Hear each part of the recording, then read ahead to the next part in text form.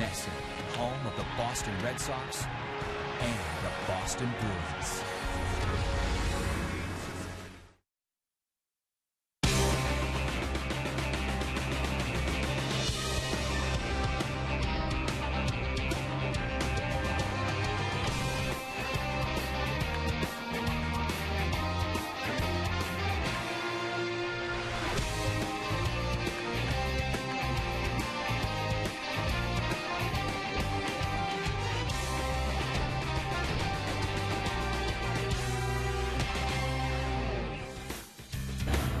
This afternoon on a picture-perfect day from Fort Myers, it's spring training baseball with the Red Sox facing division rival Baltimore for the first time in the Grapefruit League. The Sox playing most of what will be their opening day lineup come April 4th in Cleveland. Hi, everybody. Welcome to Jet Blue on an absolutely gorgeous day. I'm Dave O'Brien alongside Red Sox Hall of Famer Jerry Remy. And, Rem, today we see Clay Buckholz, the Red Sox #2 starter, making his Grapefruit League debut. All about good health for him, and that's huge for the Red Sox. Exactly right, OB. You know, we talked very much down here about David Price and about the young kids and about the revamped bullpen. But to me, one of the key members of this whole club has got to be Clay Buckholz, because if you have a healthy Buckholz going through the season, you are very, very strong with David Price and Clay as the #2 man in the rotation. And what the Red Sox have done, according to John Farrell this morning, they put him on a little different program where he didn't throw much in the offseason, trying to save the bullets for during the season in spring training. And he's on a different maintenance schedule than a lot of the other guys. So they hope that, you know, by making those changes with him, they'll keep him healthy. Red Sox need him healthy. If he is, they've got a terrific between Price and Buckholz, a 1-2 combination. All right, the legendary Carl Yastrzemski dropped by batting practice earlier today and was out there signing autographs, and he looks marvelous. It's the Sox and the Orioles getting very familiar with each other. The first of 5 spring training games. First pitch coming up next.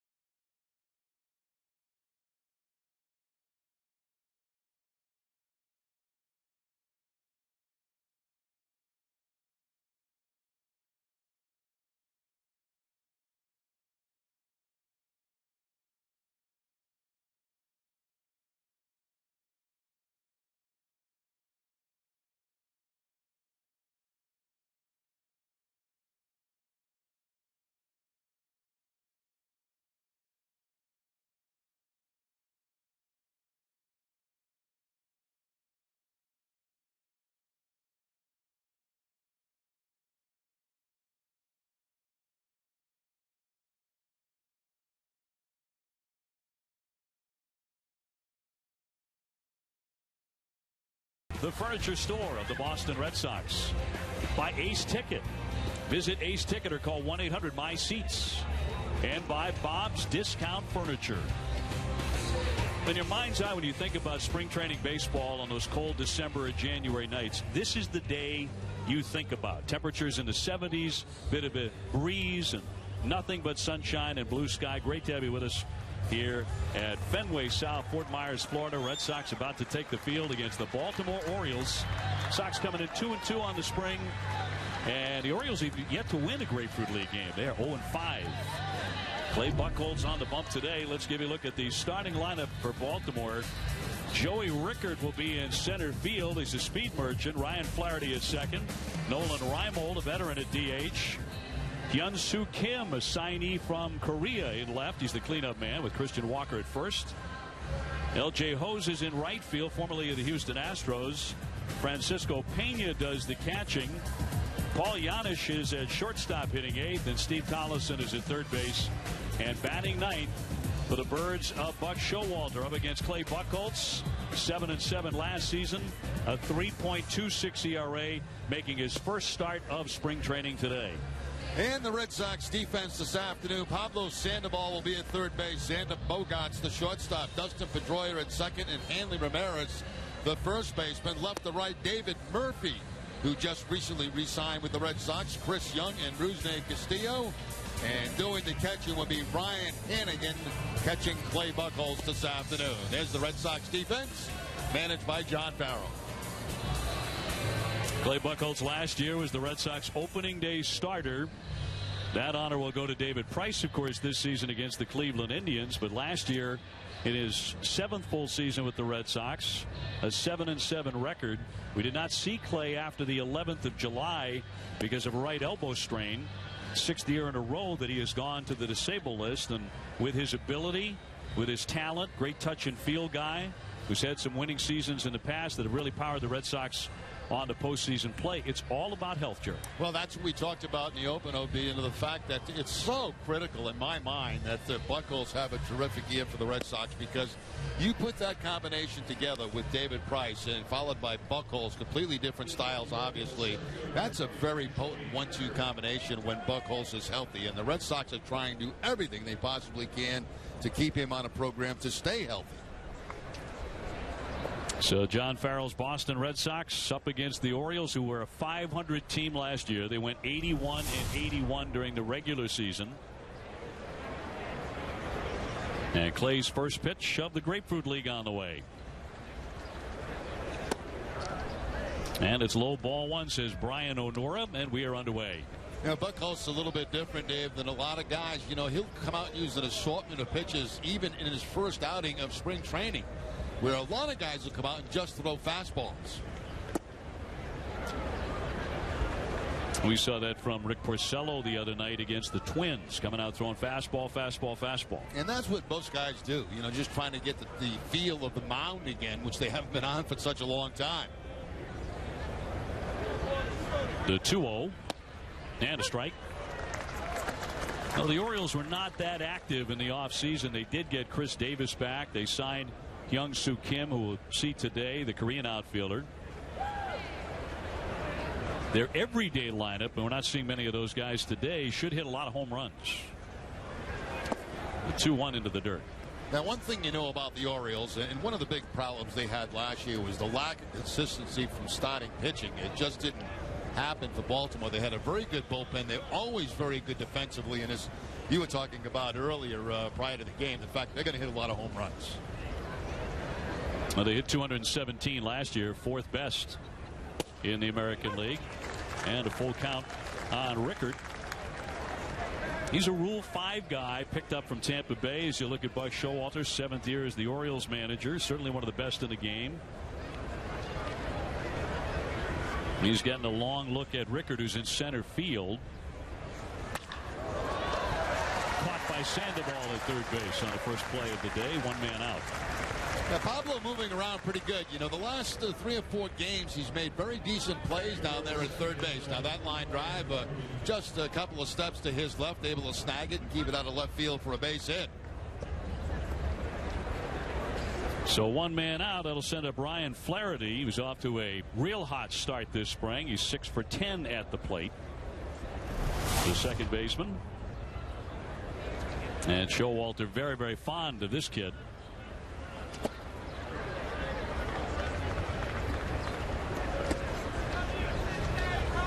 Nolan Reimold on deck. The Orioles will open the regular season at Camden Yards against Minnesota. We'll see the Red Sox for the first time in the Sox home opener at Fenway. That'll be on April 11, first of a 3-game series, and that'll be first time they'll meet out of 19 in the home opener.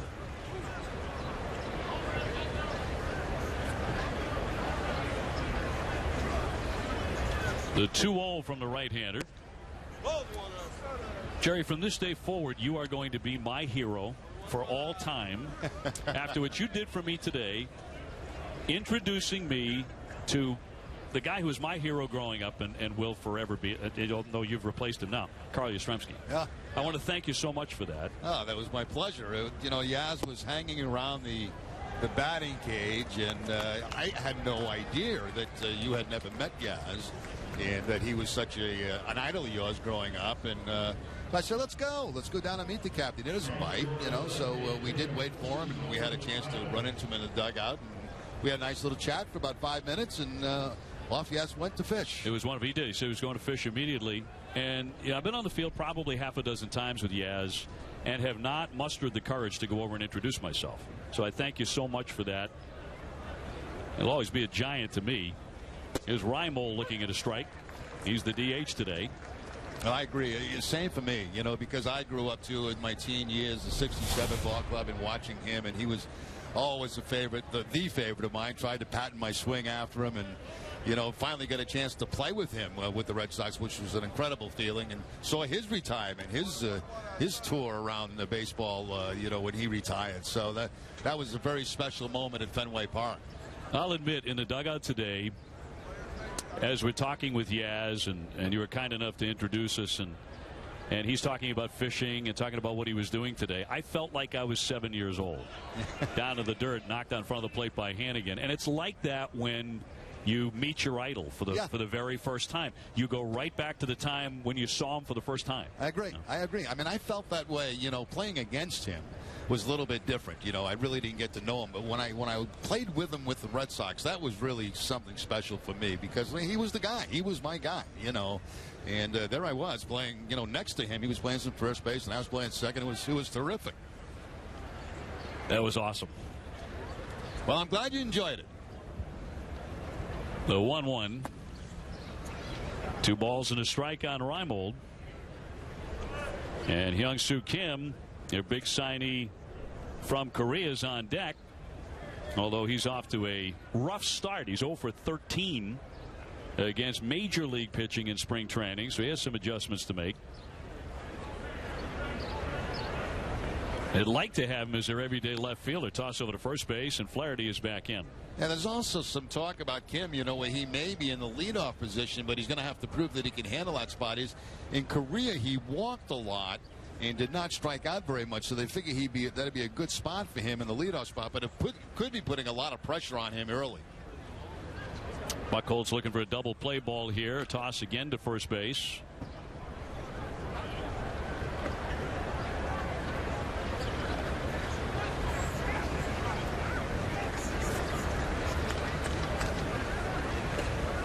I mentioned that Clay had the opening day start against the Phillies in Philadelphia last year. Pitched really well. 7 scoreless innings, 9 strikeouts.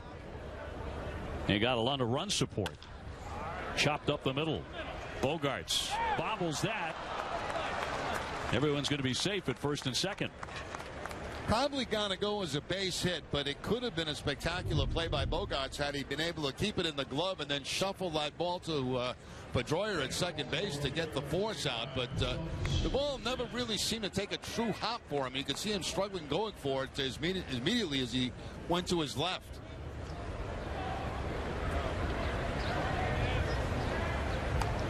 So they're going to charge an error, at least initially.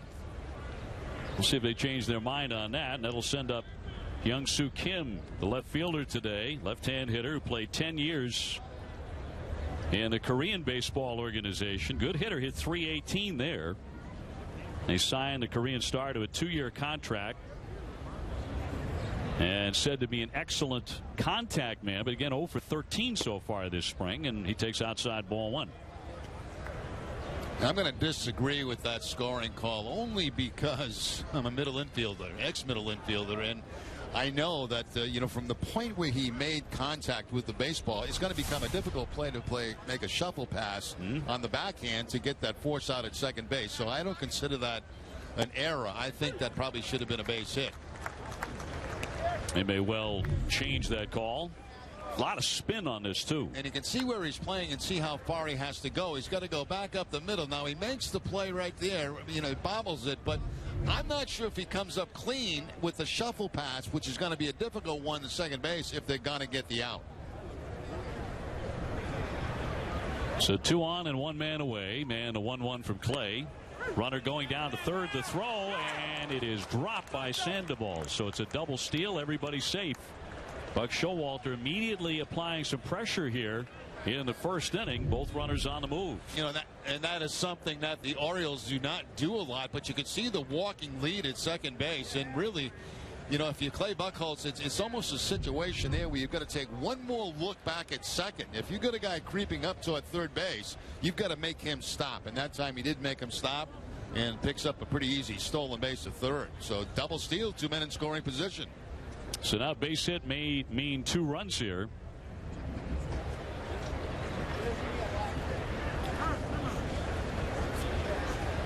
And Buckholz really slowing down the tempo, as he will occasionally do. When he was on the mound and he was healthy, he was out with that right elbow strain after July 11th, but he pitched well when he was healthy, as that one is flicked foul. And even last season with that elbow injury shortening his season, 113 1/3 innings, he was able to get on the kind of role we have seen before. His last 11 starts, he posted an ERA of 2.02. He's up 1-2 and a little bit high.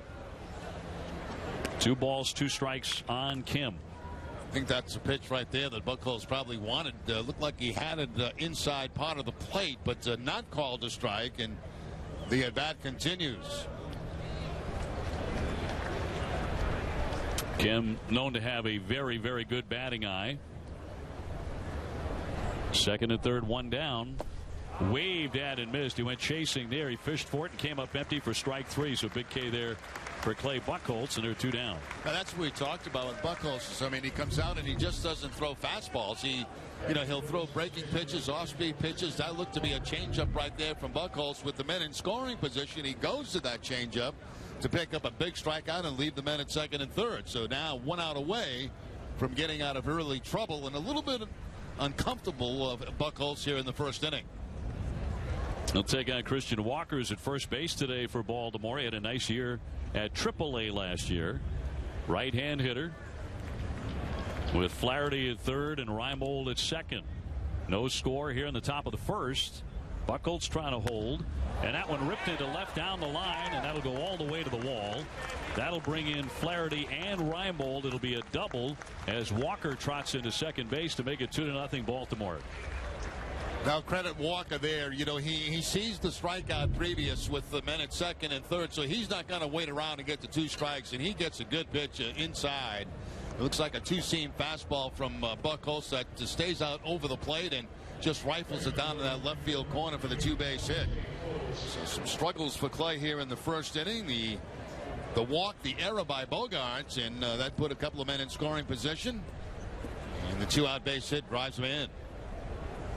L.J. Hose, the batters in right today. Formerly of the Houston Astros, right-hand batter. And a rough start for Buckholz. That's a strike.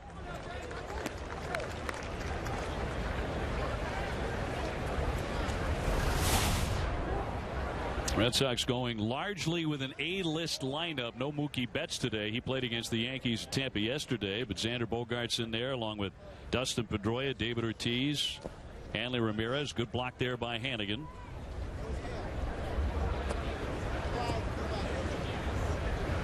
The Orioles with very few that we're going to see on opening day. Just a bunch of guys in this lineup this afternoon that are fighting for spots on the reserve role of this Baltimore club. They got a couple of bullpen spots open right now. A spot in the rotation probably. That one will go through for a base hit. Here comes Walker rounding third. Murphy up and gunning to the plate. Will not get him. Play at second base. Is that in time? No. Another run is in. That makes it 3-0 Baltimore. An RBI single by Hose to chase in Walker. And because of the location of where that ball was hit between third and short, there was nobody in a cutoff position because Sandoval had gone into a dive, as you'll see right here. Goes into the dive to the left, and Bogaerts goes into the dive. So that leaves no man in the cutoff position. And so the ball goes all the way home. And by that time, that leaves another runner able to get in a scoring position at second base. So just one of those things that doesn't happen very often, where you have two infielders diving for the ball and nobody can get into a cutoff spot. So Carl Willis, pitching coach, out to the hill. They're going to be on the clock. You have 30 seconds now if you're pitching coach and you pay a mound visit. That'll be a rule that they will lean on this season to try and speed up games. But Buckholz just trying to get out of the first inning here in his spring training debut and about to face his 7th batter in the first. And this is Francisco Pena. This is Tony Pena's son. Likely to start the season at AAA. And has some power with 13 home runs last season.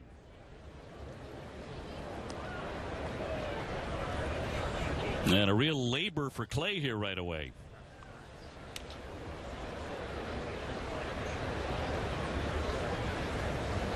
Buckholz will come into the season with a career record of 73-51 with a 3.85 earned run average lifetime. Certainly capable of dazzling the American League like he did with a 17-win season in 2010. He went 12-1 in 2013. Play on his second, a tag, not in time. That a prearranged play right there between Pedroia and Buckholz, because Pedroia just took off toward that second base bag, and immediately Buckholz was spinning and throwing to the bag. So Buckholz, who does go to first base a lot, and a lot of times will fake to second base. No fake that time, an attempted pickoff. The 0-1. Now 2 strikes on Pena.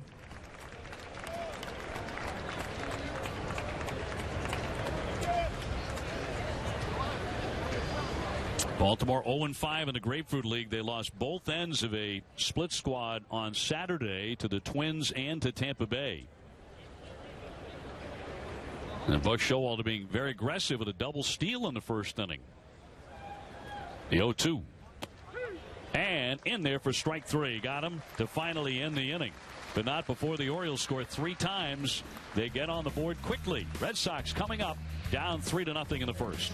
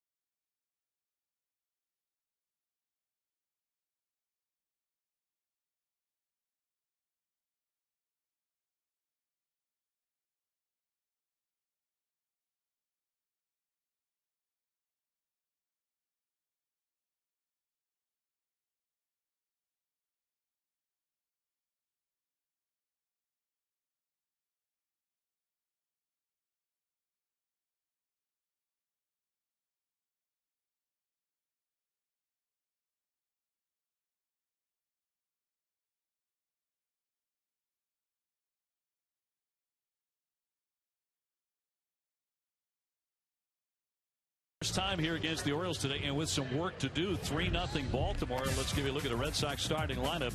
Xander Bogaerts is the leadoff man today at shortstop. Dustin Pedroia in the 2 spot. David Ortiz the DH, followed by Hanley Ramirez, who's at first base. Pablo Sandoval looking for his first hit of the spring at third. David Murphy in left. Chris Young is in center field. Rusney Castillo moving over to right today. Ryan Hannigan, the catcher, batting ninth against right-hander Mike Wright. He was 3-5 last season at the big league level with a .604 earned run average. Two-time winner of Baltimore's minor league pitcher of the year, which is named after the Hall of Famer Jim Palmer. And Xander, the Silver Slugger Award winner, will take high for ball one. 320, 7 homers, 81 runs batted in, and a tremendous season at the age of 22 last year. Finished second in the batting race to Miguel Cabrera. That's a strike. And Wright is one of those guys that is, a possibility of being in the starting rotation for the Baltimore Orioles. I think there'd have to be maybe an injury or some real bad production in spring training for him to do that. Now in golf deep into left field, Kim racing back, looking up, and that's going to be off the top of that wall, and a throw into third base will see him go to second base with a double. Xander Bogaerts really going down after that one. Yeah, that's showing a little bit more power right there for Bogaerts as he takes that ball to left field and right off the top of the scoreboard. It's a pitch that's down and in. It looked like it might have been an off-speed pitch. And Bogaerts does a good job staying back on it and taking that ball to left field off the top of the scoreboard for the leadoff double. So a two-base hit for Bogaerts, and Pedroia looking to drive him in immediately. He's 1 for 5 so far for the spring.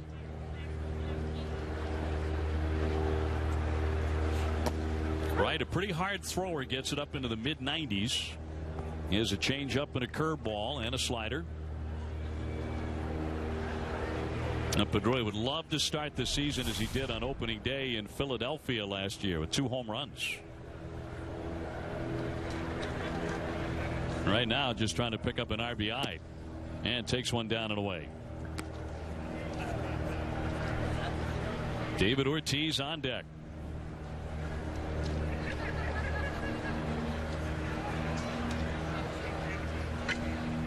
Pedroia likes facing Baltimore. 324, 14 home runs in his career.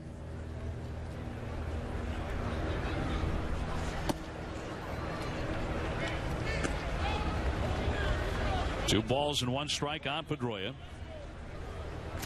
Petey now 32 years old. This is his 10th full season as the Red Sox everyday second baseman. Of course, last year held in 93 games because of the hamstring injury. A strike. It looked like Dustin that time was looking for something middle in and got a pretty nasty fastball away from him and ended up having to take it, just shaking his head at the call. But the way he approached that, it looked like he was looking middle in.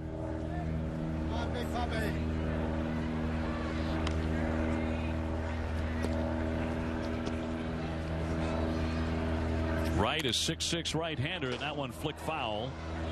You wonder if John Farrell will manage a little bit differently in 2016. Is he going to play for that first run, given how strong his bullpen is, how strong other teams' bullpens are throughout baseball, so many opponents?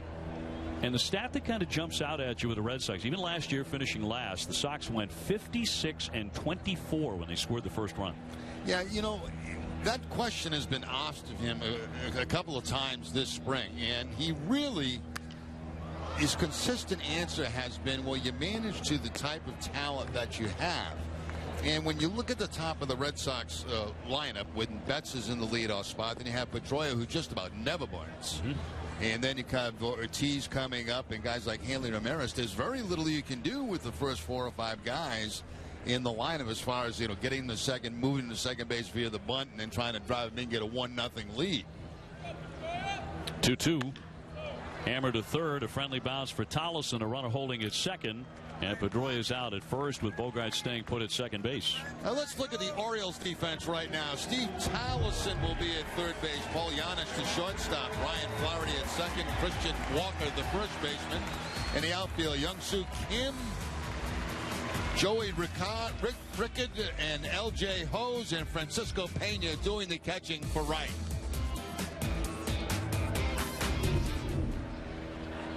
And David Ortiz to climb in. And the shift on immediately for Big Papi with Flaherty out in shallow right field, a second baseman. David 0 for 3 so far in the spring. And coming off an outstanding season in which he hit 37 homers and drove in 108 runs. And his first home run in the regular season will tie him with the Orioles Hall of Famer Eddie Murray for 26th place on the all-time home run list at 504.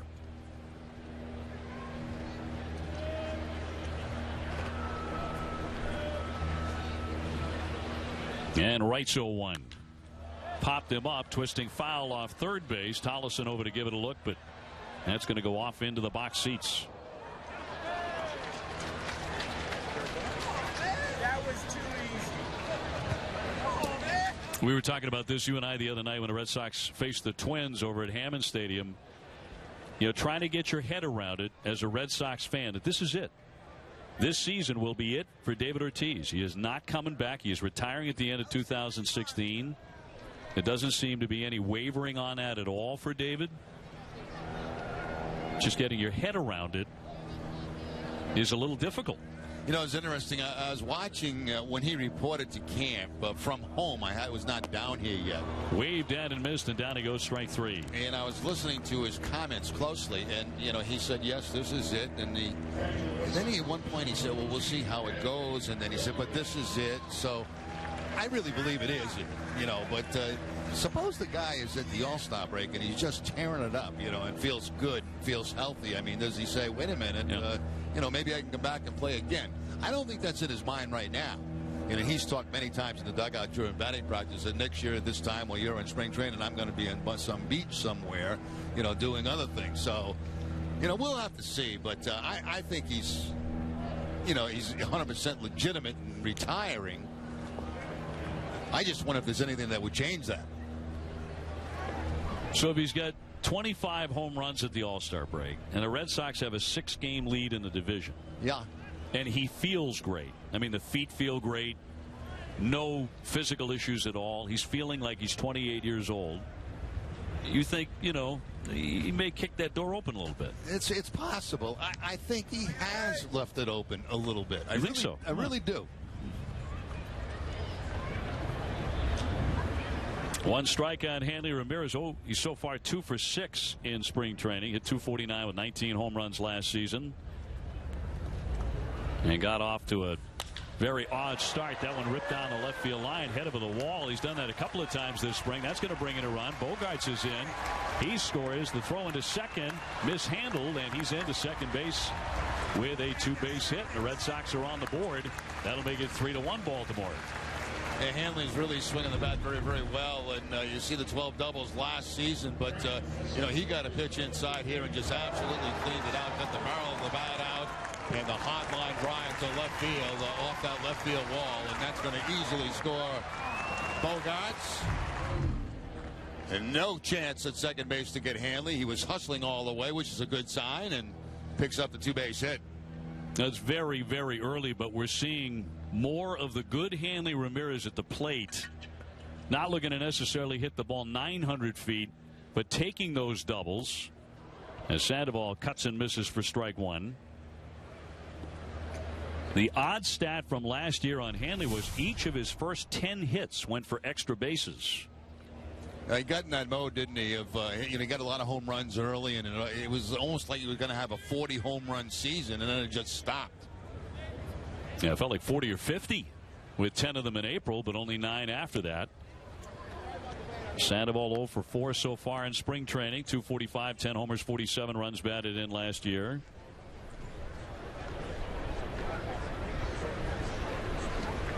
Sandoval certainly needs to be better defensively this year. Made 15 errors at third last year. Looped into left field. Kim will make that catch. And that retires the side. But the Red Sox with a pair of doubles, one by Xander Bogaerts and the other by Hanley Ramirez, get on the board. And after one, it is 3-1 Baltimore.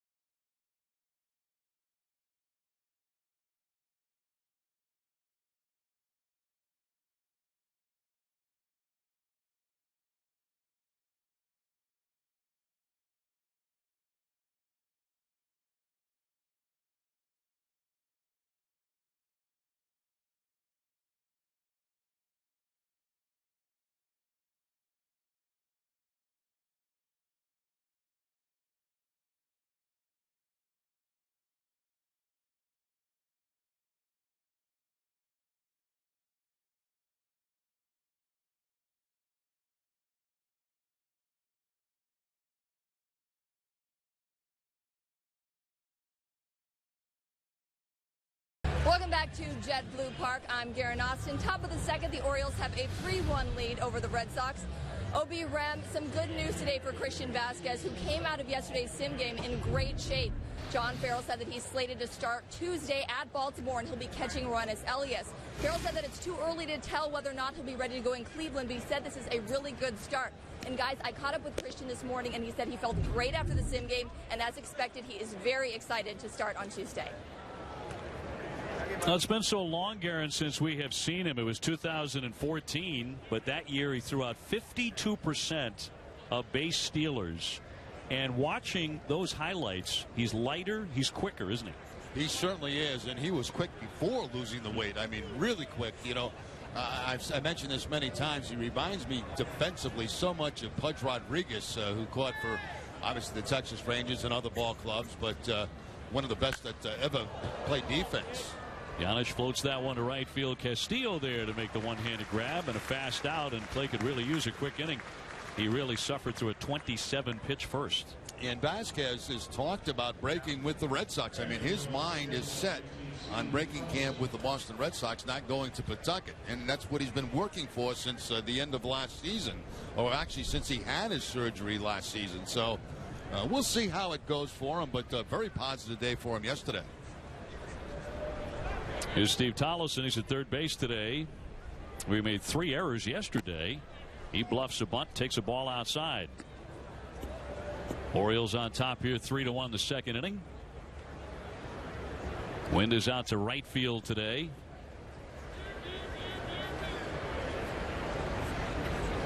Temperatures up into the mid-70s. I understand back home it's going to be about 67 degrees as that one is foul down the line on Wednesday. I like to save that for opening day. Yes, when please. We get back there in April. That would be very, very nice. Wouldn't it? April 11, the Red Sox home opener against these Orioles. The overall opener is the 4th, April 4th, in Cleveland, where we don't think it'll be 67. Pretty good chance, no.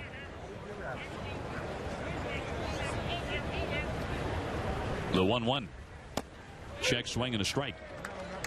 No. No matter what, no. The Orioles always expect to be competitive under Buck Showalter and play good baseball. We talk about the power, but their rotation is a real concern for them because they finished 14th in ERA as far as their rotation in the American League last year. It was actually worse than the Red Sox. Sox were 13th. They had pitches that they expected much more of a year ago that did not perform up to their standards, and they really struggled in that department, and that was a huge difference. They finished as a 500 ball club, 81-81. 3-2. Buckholz not looking very comfortable yet. And again, just his first spring training appearance.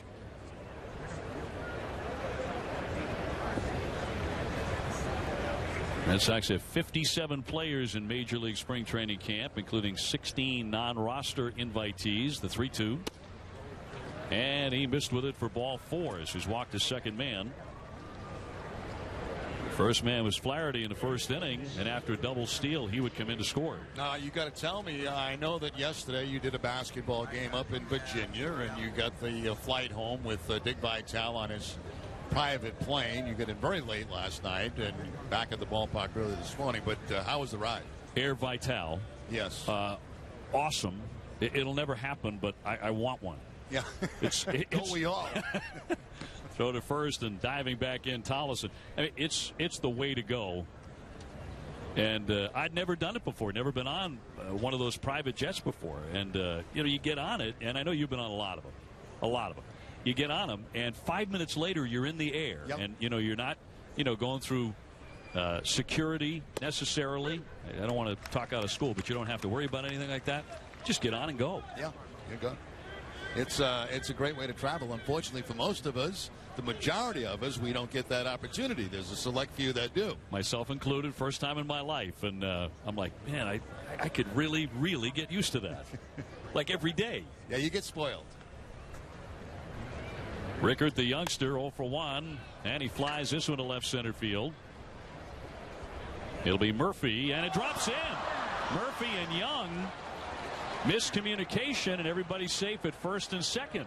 Well, Young just sort of behaved as if, well, Murphy's absolutely going to take it, and he begged off it. Yeah, and I wonder, Murphy might have lost this ball in the sun, because that's generally a ball right there that the center fielder will take charge of, and I think that's what happened. Right at the last minute, Murphy lost this ball in the sun, but if you're the center fielder, you take charge of any fly ball that you can get. It's your responsibility to do that, and I think Young gave up on that a little bit early, and then Murphy lost it in the sun, and it just drops in. Got to go as a hit. Tough sky today. So Buckholz is not really getting a whole lot of help. There's been an error, and that one falling in uncaught, and that'll bring a Flaherty. He walked and scored in the first inning. One man out and into the dirt for ball one.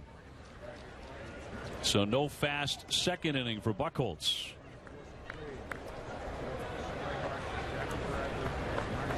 Orioles on top 3-1.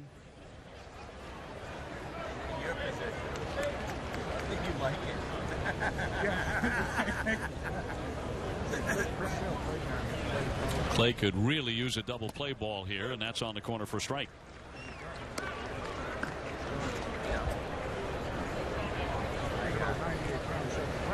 The Red Sox also expecting to pitch Matt Barnes today, Heath Hembree, and we're getting a look at Carson Smith, the right-hander acquired from Seattle. It's going to be a huge part, in more ways than one, in the Red Sox bullpen. He's about 6'6". That's away again, and the count 2-1. That's a name that we haven't talked a lot about because we haven't had him in a game yet, but a very impressive young pitcher from the Seattle Mariner organization. He gets it up there into the mid to upper 90s. Heavy sinker. With some sink on it. So our first look at Carson today. Buckholz from the set, the 2-1. Check swing. Did he go? He did. Third base umpire Clint Fagan said that's a swing and a miss, and it's 2-2.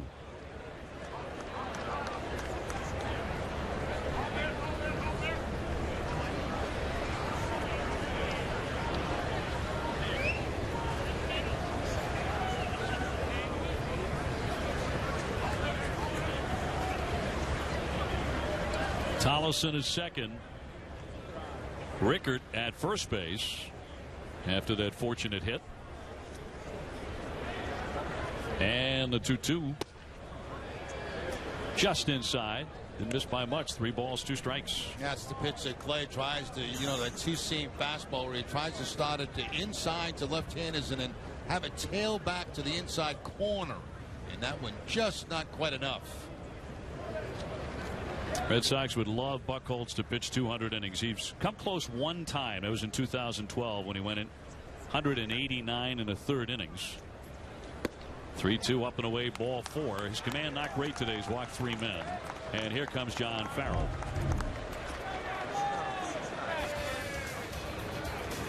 So you look at the starts in the innings over the years. 2012, the high water mark there. Then DL'd with hamstring, back, neck, knee, and elbow injuries. And he is done for the day. Again, defensively, he didn't get a whole lot of help today, but he also walked 3 men. And a double steal in the first inning was costly. So Sox go to the bullpen. Orioles on top.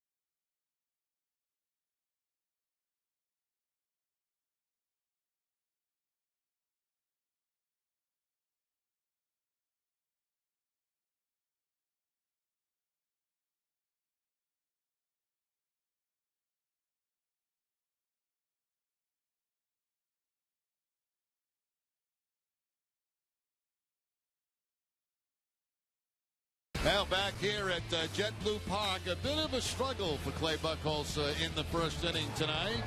Or this afternoon, I should say. Started out with an error and then a couple of base hits. Walker picking up a double, a drive in, 2 runs, and then Hose with a base hit to drive in a run. They put on a 3 spot in the first inning against Clay.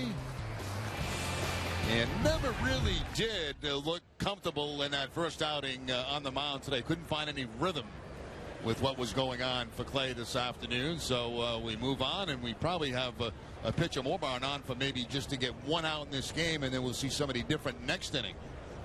Marbon 6'1", 215. Pitched for the Paw Sox along with Portland and Salem last year in the minor leagues. Went 3-0 in 6 appearances out of the bullpen for the Paw Sox. And it takes over for Clay Buckholz with runners on at first and second and 1 man gone. And Nolan Reimold, the veteran DH, to climb in. He reached on the error by Bogaerts in the first inning, and he'll take high ball 1.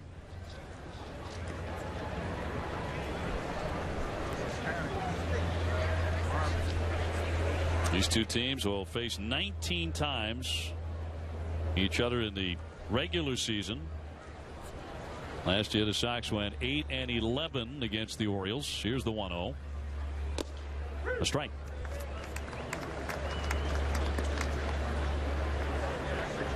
This is going to be a very tough division. It really is balanced, isn't it? You know, we had a chance to see the Yankees yesterday, Dave, and the Yankees look like a pretty good ball club, especially with the back end of their bullpen. And if they can stay healthy, if they keep the rotation healthy and some of their older players healthy, they're going to be a very good club.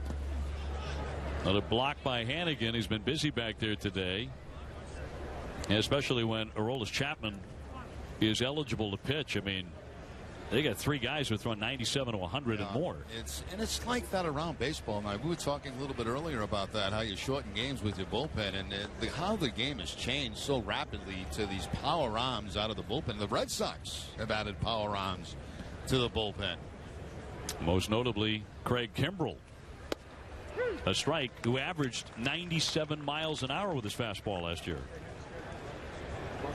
And, of course, we're going to see Carson Smith. Throws awfully hard as well. We'll see him in this game. 2 balls and 2 strikes on Reimold.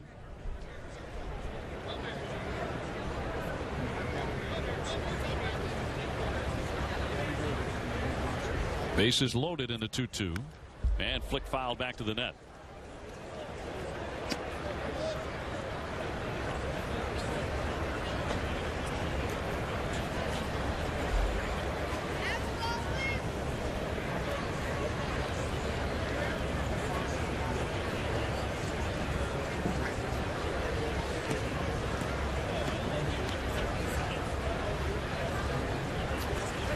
Two again, and that one went behind him and hit his bat off the bat of Reimold. How bizarre is that? Yeah, you don't see that very often. Usually when it's in that area, it either hits the batter or it completely clears the batter. But this time it hits the bat for a foul ball.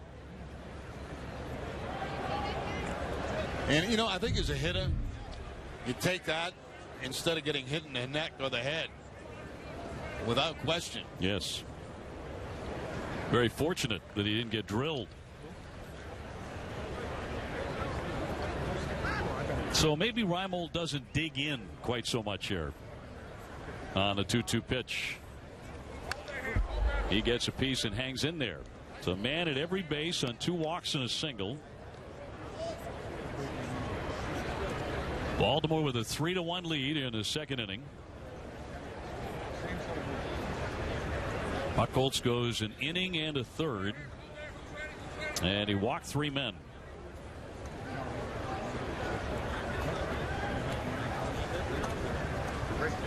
Marbon with a 2-2, and the breaking ball is high and tight. So the string is out of this hitter. One more like that, and he forces in a run on ball 4.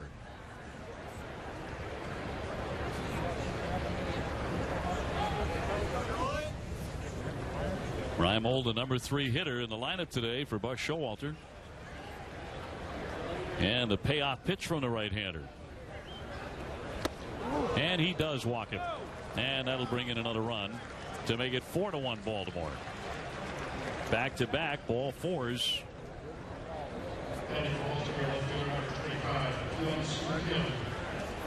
And Hyun-Soo Kim will be the next man in, looking for his first hit in the spring. He's 0 for 14.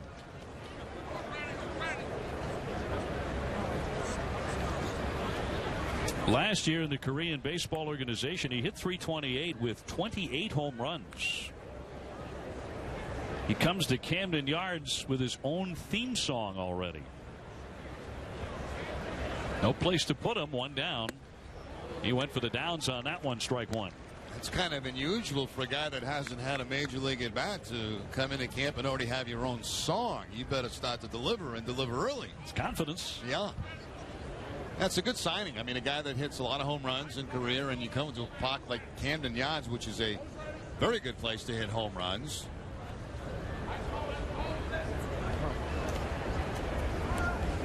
Bases loaded, one down, 4-1 Baltimore. He nips that one foul at home plate. The count is 0-2. That shoulder flying out very early on that last swing for Kim, and nothing left behind to really make a good solid contact with. Orioles with 3 hits, Red Sox with 2.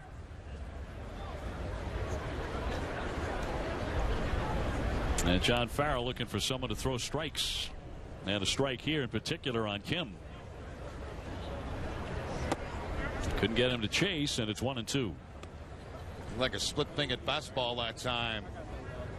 Going down and away, and not even tempting really for the hitter Kim to swing at.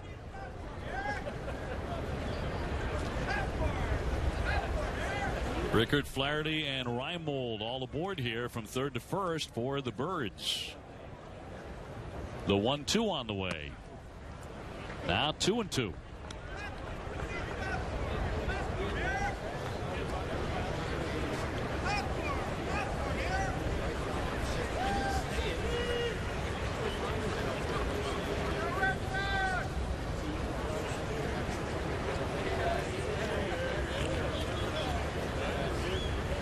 The right-hander from Miami popped up. Hannigan really battling that sun out front of the plate, and he is there to make the play with the infield fly rule in effect, and that's out number 2. Good lesson there for young players. If you're watching at home, catchers in particular, you hold on to that mask as long as possible. The one thing you don't want to do is throw the mask down too early and then trip on it. So you see Hannigan right there, hold on to it and then block the sun, and once he's ready to make the play, away goes the mask, and that way he's sure of not tripping on it. So Marban hopeful of getting out of this now, facing Christian Walker, who doubled in 2 runs in the first inning. Number 5 hitter and the first baseman today. Trying to limit the damage with Baltimore in front 4-1. Bases loaded and a strike.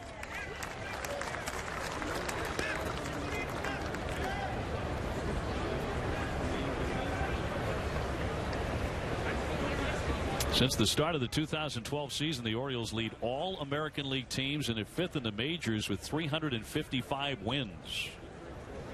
But just a 500 team last year at 81-81. 1-1 on Walker.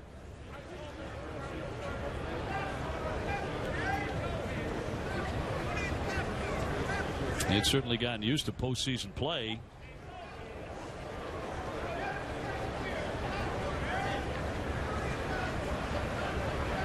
And again, a big signing to get Chris Davis, the slugger, back. Here's the 1-1. Good giddy up on that one. That ball about to let a high, and a little bit of movement on it, moving back in on Walker, and the no contact pitch right there for this run the count, 1 ball and 2 strikes now. So Red Sox in Mobone trying to get out of this inning.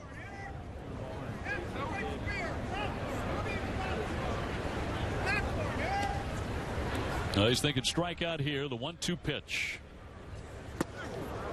That did not snap. 2 balls, 2 strikes.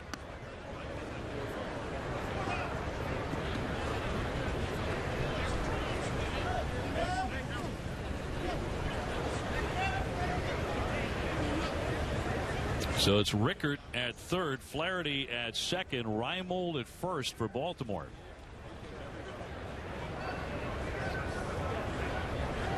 The 2-2 coming. Swung on and missed. He got him. Foul tipped into the mitt for strike three. So they leave the bases loaded. In the end, the Orioles get only one, but they extend their lead now to 4-1 over the Red Sox here in the middle of the second at JetBlue Park.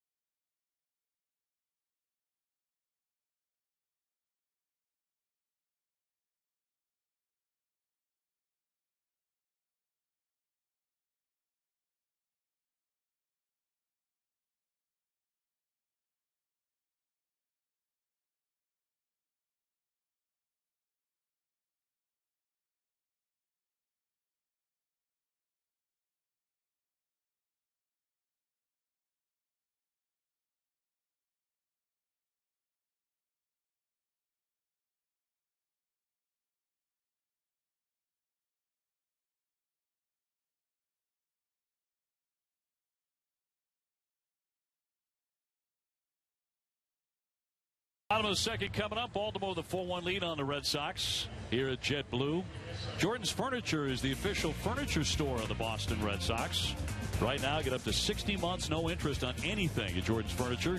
You can finish one room or get the entire room. Best of all, you get to enjoy it right now. Visit Jordans.com for details. Jerry Remy, Dave O'Brien, and Garen Austin with you. The bottom of the second, Red Sox trying to make up a 3-run deficit for the second time here early on, and David Murphy will lead things off, getting his first at bat of the spring. Now 34 years old, a lefty hitter returning to his original organization. Played for the Red Sox, Rangers, Indians, and Angels, drafted by the Red Sox back in 2003, and trying to make the club as an extra outfielder. That's pretty nice years now with the Texas Rangers, very valuable part of their ball clubs. First major league hit came with the Red Sox in 2006. That is in there for a called strike. And one of the nicest gentlemen in all of baseball.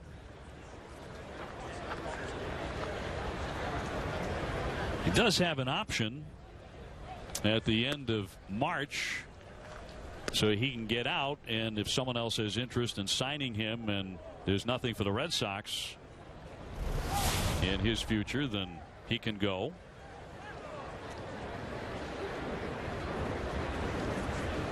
The 1-2 from right, a check swing. Did he offer? No, he did not, says Clint Fagan. 2-2.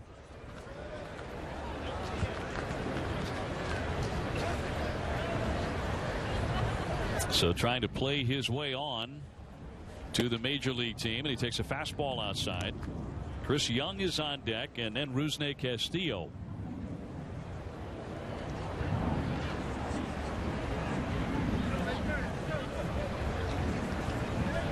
Mike Wright, 6'6", 215 pounds from South Carolina. Toward the hole, a dive and a miss, another dive and a miss. Avianish's glove, the shortstop, and that'll be a base hit for Murphy. A very defensive two-strike swing right there by Murphy as he just kind of reaches out and punches the ball to the opposite field. That ball there on the outside part of the plate, and he's just trying to protect it, stay away from a strikeout. It was on his heels as he made contact that time, but finds a good spot between third and short for the base hit. Third Red Sox hit today will send up Chris Young. Brand new addition to the Red Sox. Veteran outfielder, could be a key man. Hit 14 home runs with the Yankees last year. Has very good power. And takes a ball. If Rusney Castillo opens the season as, say, the everyday left fielder, but falters, Chris Young could well be the answer.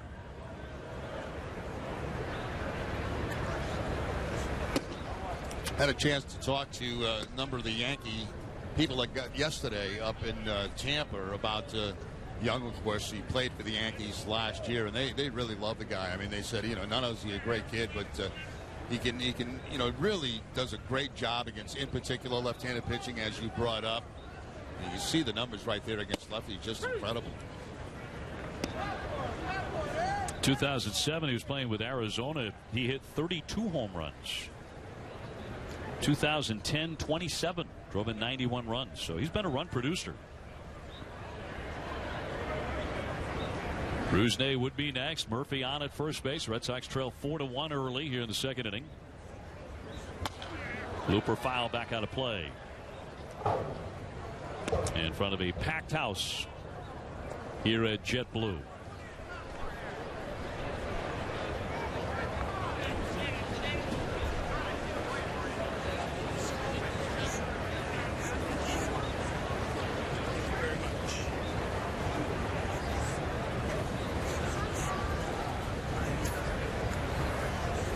Mike Wright with a 2-2, and it's spoiled on a swing by Young. When Wright was pitching in the minors the summer of 2014 for Norfolk, he came within 1 out of a no-hitter and lost it. His next start, he came within 1 out of a 7-inning no-hitter and lost it, and each time it was broken up by the same guy. Mikey Matuk, who's now with Tampa Bay, he broke it up both times. Check swing, and he's able to hold it down low, and the count goes to 3-2. And that's something he'll never forget, will he? He'll never forget the guy that broke it up twice. A second time, does that require a little post-game get-together? Like, dude, come on. Yeah. What are you doing to me? Yeah, and that is pretty unusual, the same guy doing it to you twice.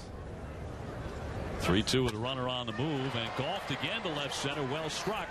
Rickards back there, though, and he'll make the play in the alley. And Murph headed back to first base. That breeze knocked that down, as Dave mentioned earlier. The breeze blowing today toward right field, and that ball left the bat. Looked like it had maybe enough to get up against that left field wall, but quickly got knocked down. There you see the breeze as the flags blow out toward the bullpen area of the Red Sox. It's actually very chilly here this morning for batting practice, but since has warmed up and become just a spectacular day in Southwest Florida. Here's Rusney Castillo. He's over in right today. 253 with 5 homers last season. He looks at a strike. Last year is first in the United States, but that does not mean that Rusney is a kid. He's about 5.5 years older than Mookie Betts and Xander Bogaerts. He's going to be 29 in July. Played 5 years in Cuba's major leagues, almost 1,300 at bats. So despite his inexperience at our major league level, good power though, high and deep. That one way back there and high up off the wall. Murphy's rounding third. He's trying to score. The throw home too high, and he's in there. Mike Castillo launching one. Some of the power that the Red Sox liked when they saw him in Cuba. Yeah, that's what you like to see from him, being the ability to drive the ball off that wall in left field. And at Fenway, that would have been high off the left field wall. It looked like it was going to be a very close play at home plate, but the throw is going to be high as it comes back into the cutoff man, and the throw will make the catcher right there jump. Giannis, the shortstop, being the cutoff man, and could not throw a strike to home, and that might have been a very, very close play. Rusney with a run-scoring double to make it 4-2 Baltimore, bringing up Ryan Hannigan. That was a great-looking swing by Castillo. Great extension. And again, he shows flashes like that that make you think, yeah, I mean, it might happen at this level. And again, so far 0 for 2 for the spring. Hit 247 for the Red Sox a season ago. That is 3 Red Sox doubles already against Wright. And Castillo on at second.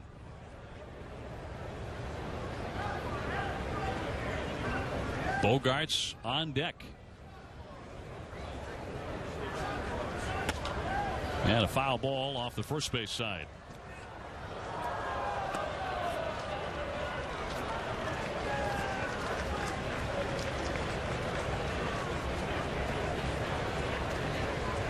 And again, a good contact man, good eye.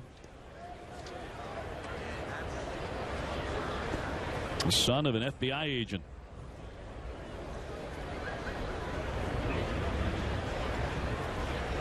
Which means you get away with nothing. 1-2 the count. That might be a little tough. You know, you come home, your dad's an FBI agent.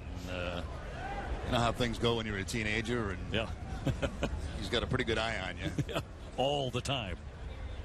And very pointed questions. Who are you with? What time do you get home?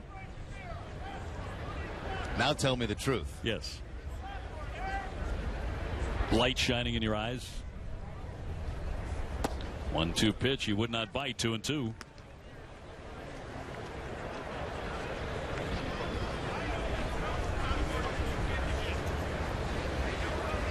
Sox home opener will be against these Orioles on the 11th of April at 2:05 p.m. at Fenway Park.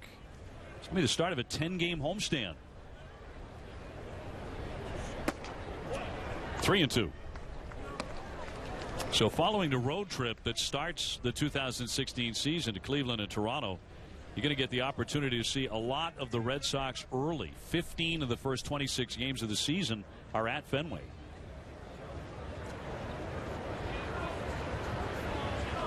And bring your hand warmers. The 3-2. Cut on and miss. The fastball gets him. 2 down. Yeah. Yeah, we'll take a look at the schedule right now. Here's the opening day on the 4th against Cleveland. That's a 4 o'clock start. A couple of early starts, 6 o'clock to finish out that series after a day off on Tuesday. Off to Toronto, then home. Baltimore, Toronto, Tampa Bay, and back on the road to Houston. Is that Houston and Atlanta, I believe, that trip? That's right. Astros a very, very good ball club. Outstanding pitching. Here's Xander. 2 men out. He doubled and scored in the first inning. Brought in by Hanley Ramirez, who ripped a double off the top of the scoreboard.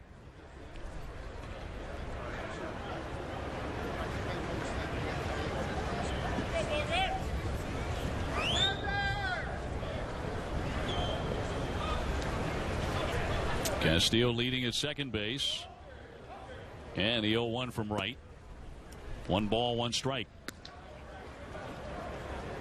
Xander, of course, from Aruba, part of the Kingdom of the Netherlands. He does speak Dutch. 2011, he played for the Dutch national team that won the international gold medal. And when the team returned to Aruba, Xander was knighted. He's very proud of that. You can call him Sir Xander. Get a big smile out of him. Of course, he's always smiling. Yeah, speaks many languages. Papiamento, of course, the native language of Aruba. Very excellent English. Very smart kid.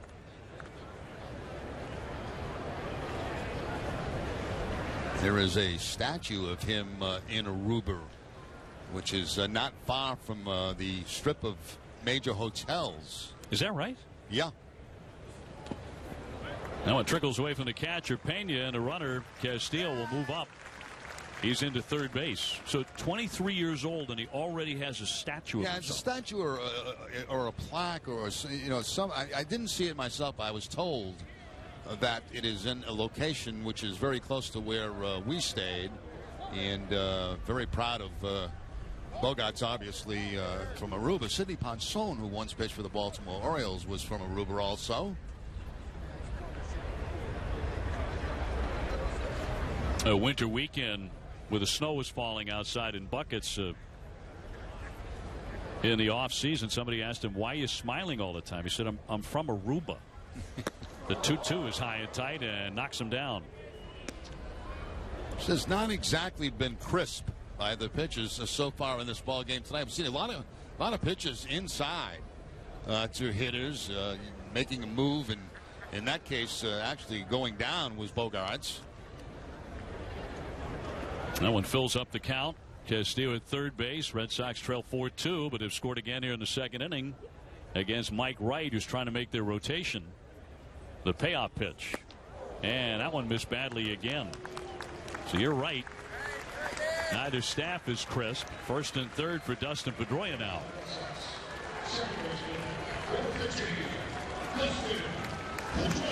Pedroia 0 for 1 today. He's grounded out to third base. But a chance to do some damage right here.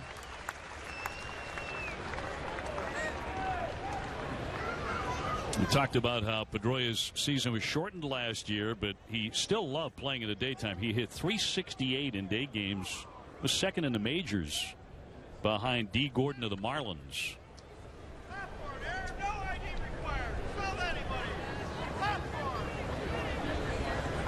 And base hit here will make it a one-run game.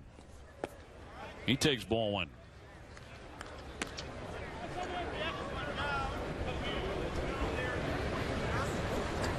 Pedroia talking about his offseason conditioning program and all the workouts that he puts himself through. Pretty relentless, and how he feels more athletic. He has more bounce than he did a year ago.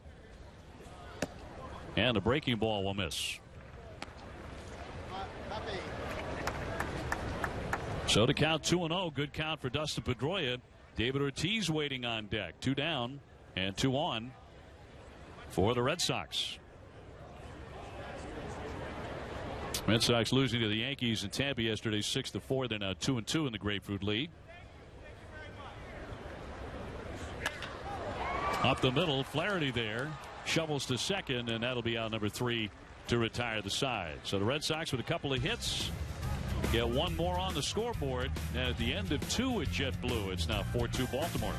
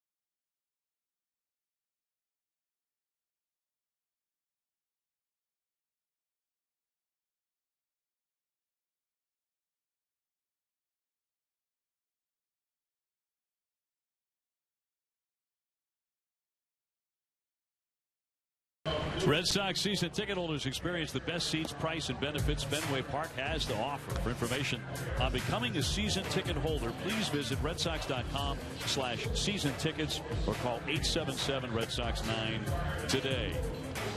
Well, we're about to get our first look at the right-hander Carson Smith, 6'6", 215 pounds. A lot of baseball people, Jerry, believe that Dave Dombrowski pulled off a coup when he got this guy in December from Seattle. I would agree, and you see the numbers last year with the Mariners: 70 appearances, the 2.31 ERA, 92 strikeouts, 22 walks, and that's in 70 innings. And he's a hard thrower. What Dave mentioned earlier in the ballgame, a hard sinking fastball and a slider, and he hides the ball very well. Very tough to pick up for right-handed hitters. I was monitoring your reaction when you saw him throw his first couple of warm-up tosses. Yeah. And you're like, how does anybody see this? I know. It's almost like he takes it right to his side and lets it go right from there. And it's got to be very, very difficult to pick up. And then, you throw that hard with that much movement on it. That's pretty nasty. Gets a lot of swings and misses. He was a rookie last year. Since 1990 in the American League, only 4 relievers have put up more strikeouts in a rookie season than his 92. So he got off to a terrific start. Now he's with the Red Sox and will play a big role in that bullpen. And here's L.J. Hose, who is 1 for 1 with a base hit, and he gets strike one.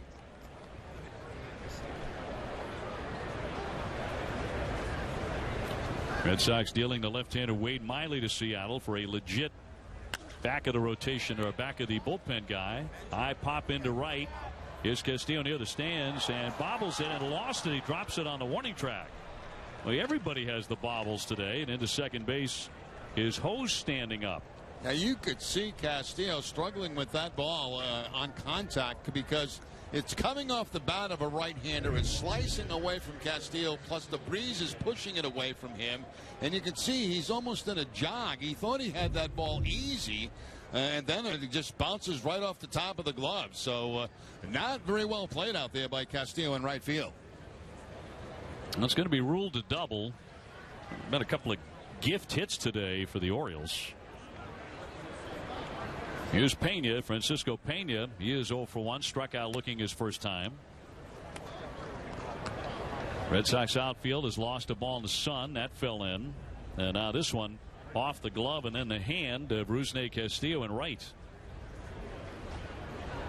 Baltimore on top here 4-2 in the third inning.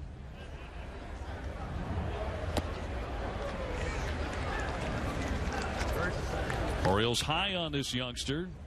He'll be a minor league catcher, Tony Pena's son. 13 home runs last year in the minor leagues.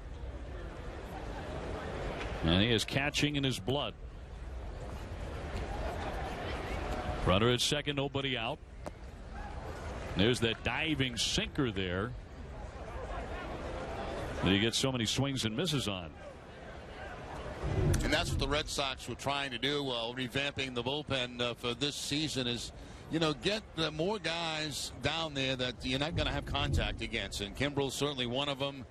Carson Smith, another one. Koji still has the ability to strike people out. Tazawa. Swing and a miss by Pena, and down he goes, strike three. And that's ugly right there. That's a slider, you know, hard breaking slider right toward the end. A late break on it with a great velocity on it. And you can see right there, still looks like a strike on the corner, and all of a sudden it disappears. I mean, so if it is this guy, Carson Smith, say in the 7th, and then Koji in the 8th, and Kimbrel in the 9th, though this guy could certainly be a setup man for Kimbrel as well. That's the case. I mean, you're going from 95, 96, all sorts of deception to ultimate deception with Koji at about 87, right, and then 97 in the 9th inning. Yeah, and that obviously they would probably not be facing the same hitters, but that change does make a big difference. And of course, with Koji, that split-fingered fastball, that's his bread and butter pitch. Giannis 0 for 1. He is flied out to right field. O's at second base. 4-2 Baltimore. The other thing about Carson Smith that you have to love is he keeps the ball in the ballpark. He allowed 2 home runs all last season.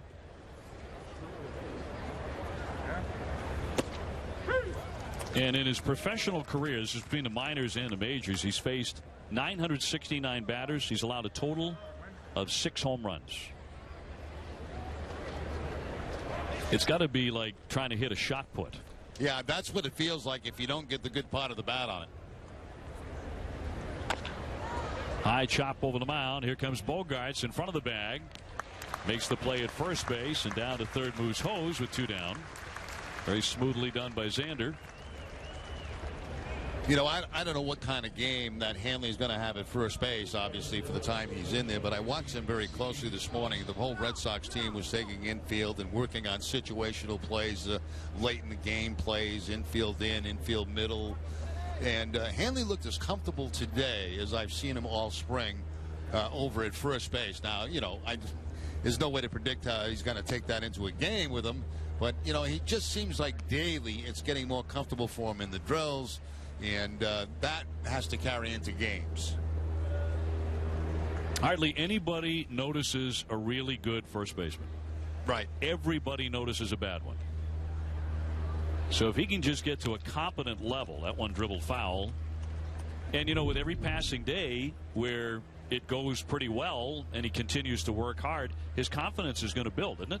It certainly is, and that's why, you know, I've said many times so far this spring, every time we've been on, basically, it's just so important for him to defensively to get off to a good start because, you know, we all know what happened a year ago in the outfield. He did not get off to a good start and kind of went into a shell. You know, it seemed like he was afraid to play out there, and you don't want that happening at first base. And the one thing that he can or should be able to hang his hat on, and I realize a lot of people around baseball are talking about Hanley Ramirez playing first base and oh my, how that's going to go. He should be able to pick the ball up as a former shortstop. Cutting a miss, and strike three. Down goes Tollefson. So despite the give double, the right-hander Carson Smith able to pitch around that, gets the next three in order with 2 Ks. Middle of the third, it's 4-2 Baltimore.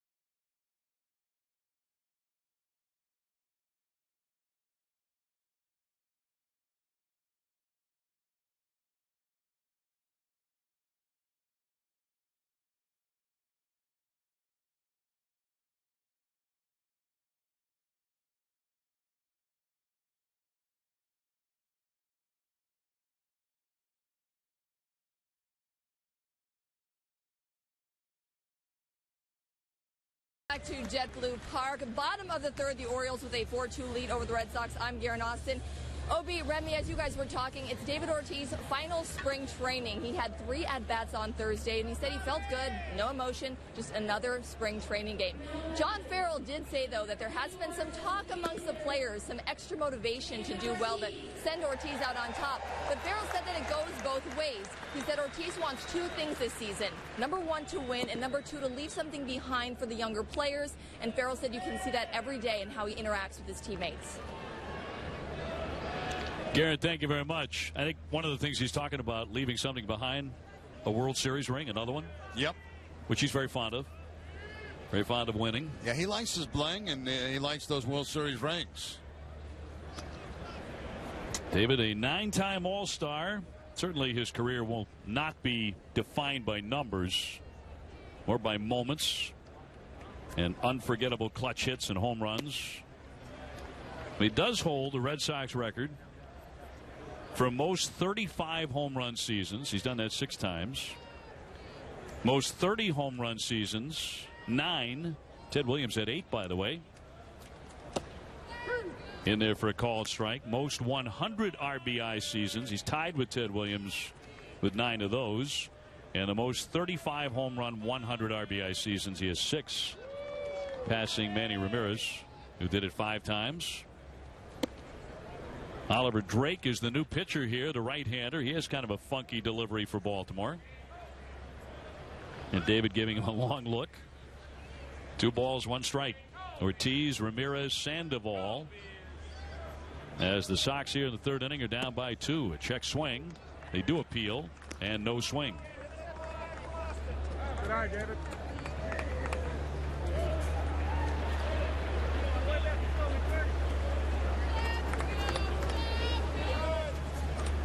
Big solid last year with a 2.87 ERA, just 13 appearances. That one torn into but fouled by Big Papi.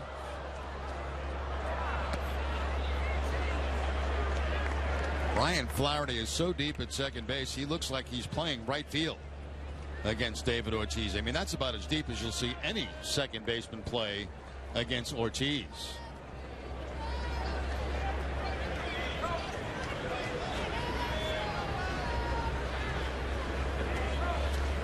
Drake with a 3-2. Chopper to first base, and Walker handles that to the pitcher. One man out. Today's Red Sox spring training game at Nesson is brought to you in part by Ace Ticket. Ace Ticket is Boston's trusted source for Red Sox, Bruins, and Celtics tickets. Visit Ace Ticket or call 1-800-MY-SEATS to treat someone special to a game right now. One down, Hanley Ramirez to step in. He has an RBI double today, his third hit of the spring.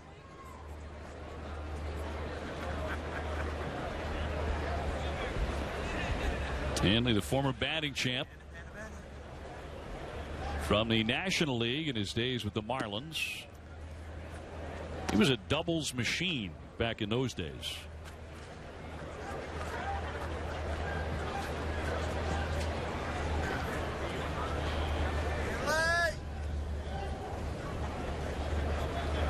The 1-0 pitch and shot into right field for a base hit, a slicing single. So Hanley's 2 for 2.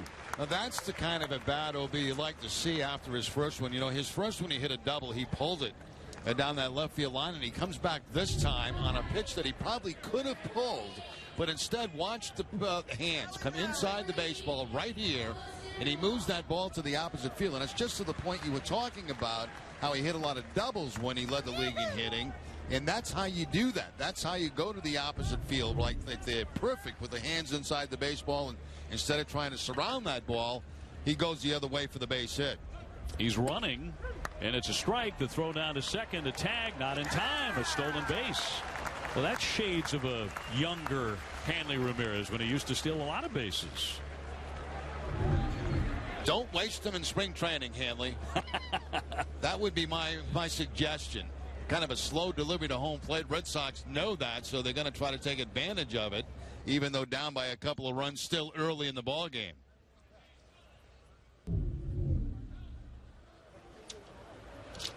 As a young player, speed was a big weapon for him. In 2006 and 7, he stole 51 bases each year. Those days, I thought, were gone. Well, I think they are gone, Dave. and you know, Hanley at that time probably weighed, what, maybe 170? 175, 180, somewhere in that area. A little bit bigger right now, although not as big as a year ago. Looper foul. That went in on the handle on Sandoval, who's 0 for 1 with a liner to left. You know, can you expect him to steal 6 or 7, 8 or 10 bases just by, you know, sneak attacks? Why not? You know, he's got the knowledge to do so, because he's done it in his career. So he can read pitchers. There's no question about that. You just got to pick your right spots. And you know, you can sneak in 6 to 10. Sandoval trying to pick him up. 1 out, 2 strikes on the Panda. Got a piece of that one. He loves to swing the bat. And the count remains 0-2. David Murphy on deck. Red Sox trailing here 4-2.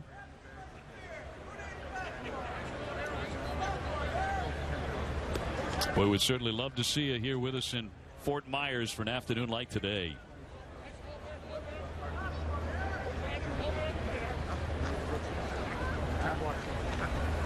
Oh, 2. He didn't chase.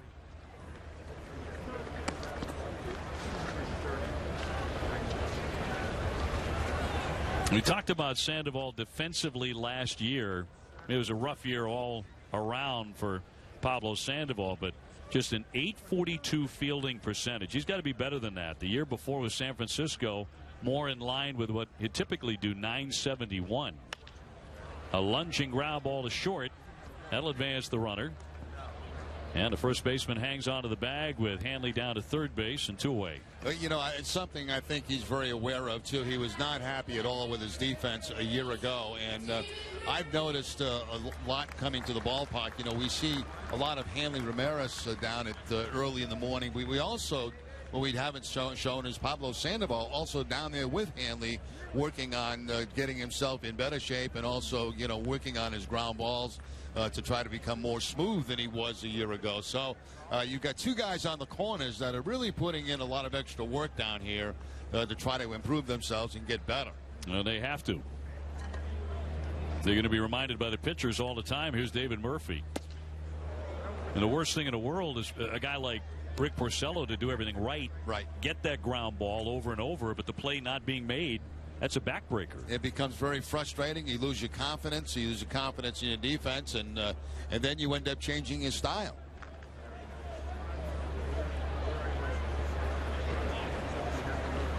Murphy singling and scoring in the second inning, his first at bat of the Grapefruit League.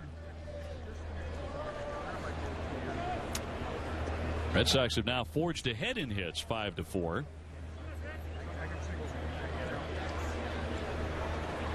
Hanley Ramirez at third base, and the 0-2, another lunging foul down the left field line.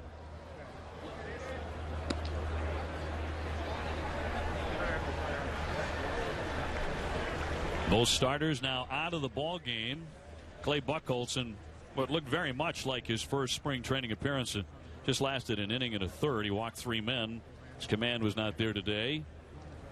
Mike Wright went the first 2 innings for the Orioles. High fly ball into right center field, but Rickard is there. And we'll put that away for the third out. So the Red Sox get a runner down to third base, but cannot bring him in. And at the end of 3 completed, Jet Blue 4-2, the Orioles in front.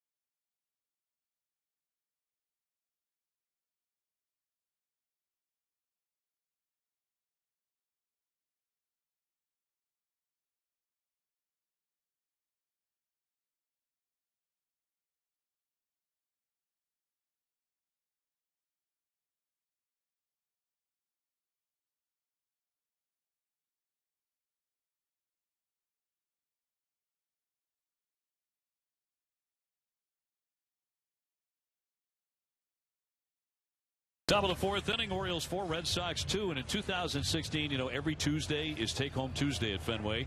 First 15,000 fans in attendance receive one of this season's great giveaway items, like an Ortiz 500 necklace, a Mookie Betts bobblehead, and our personal favorite, a pet Brock. Dying to see that. And the grow one. For tickets and more information, visit redsox.com/promos. You know, maybe that's why he shaved his head. He's going to be like a chia pet. You know, and he's going to grow his hair back. Yeah. You know, I know you're a little older than me, not much, but, you know, the fact that you know what a chia pet is. You don't see those commercials every Christmas? Every single Christmas? I didn't. I never got one, as Matt Barnes is in and delivers ball 1. Are they still doing that? Oh, they've got all kind of chia pets now. Oh, goodness. Barnes, the Yukon star, will enter the fray here. He becomes the 3rd Red Sox pitcher. And facing Joey Rickard, who has gone 1 for 2 with a base hit.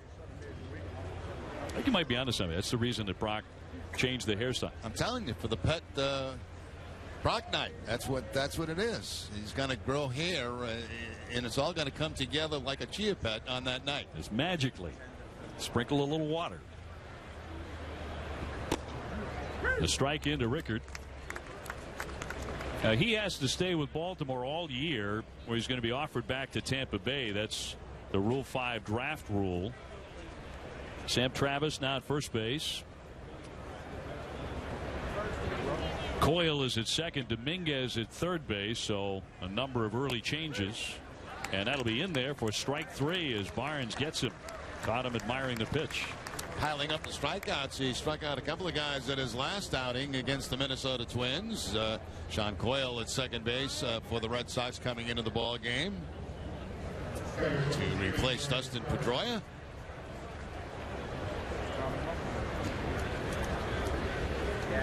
Here's Ryan Flaherty. Hasn't had a whole lot to swing at today. He's walked twice. He has stolen a base and scored a run. Baltimore with a double steal in the first inning. Get the idea that Buck Showalter, even though it's a spring training game and the results, wins and losses are not all that meaningful. He'd like a win for a change. He's 0-5 so far this spring. So that double steal early indicative of that. One down, bases empty. Pinned to the outside corner for a strike. Good location there by Barnes. That fastball right exactly where he and Hannigan wanted it, on the outside part of the plate, keeping the ball away from Flaherty. Barnes with a good fastball, curveball, changeup. Now his 5th year in the Red Sox system. Missed the mark there. Not by very much either. Hannigan holding that position very, very long time to try to give the umpire a good look at what he thought was a strike.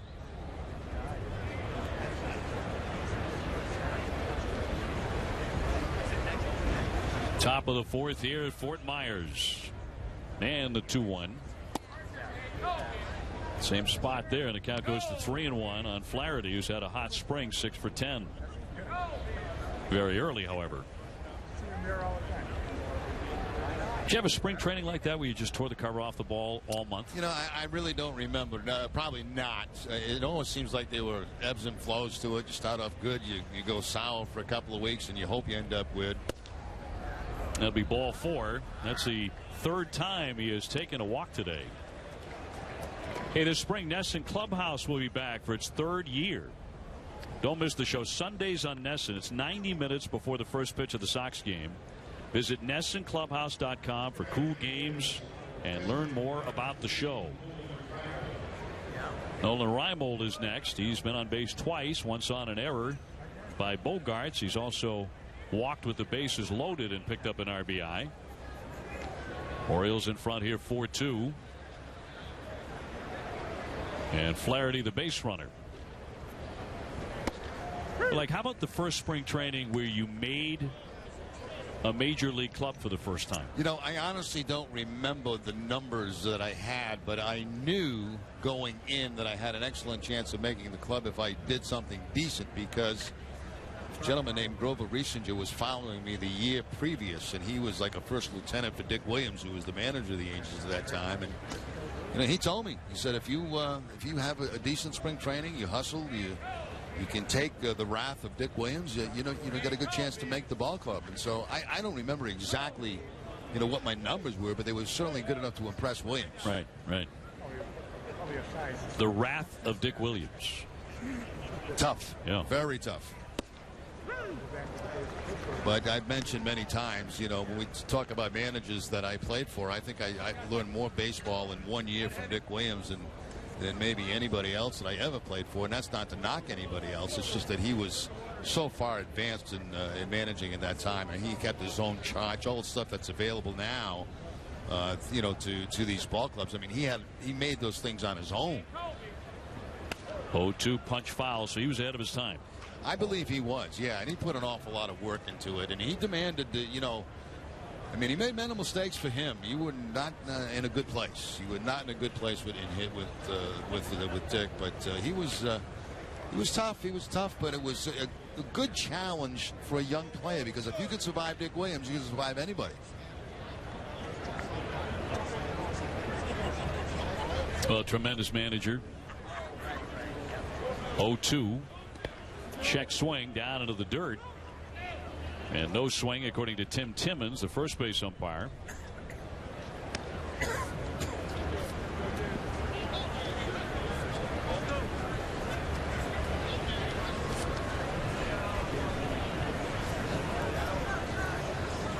One ball and 2 strikes. We had a great visit earlier today with Carl Yastrzemski in the Red Sox dugout. Yaz was signing some autographs. He was around the batting cage earlier today.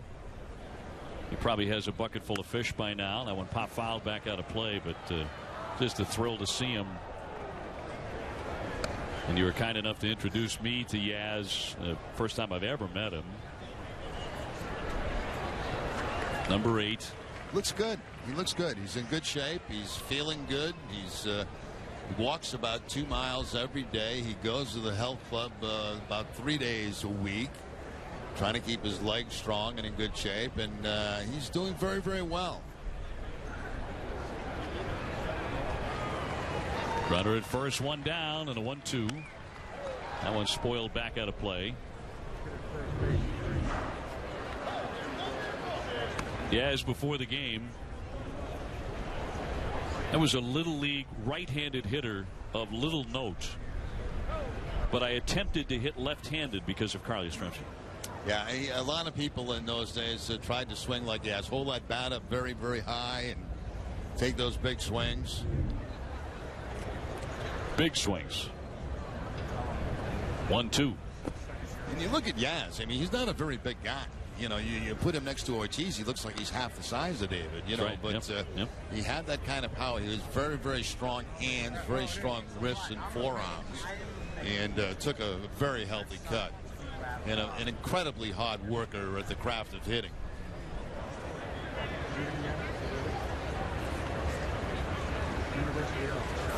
Barnes looking for a K here on Reimold, but a toss to first.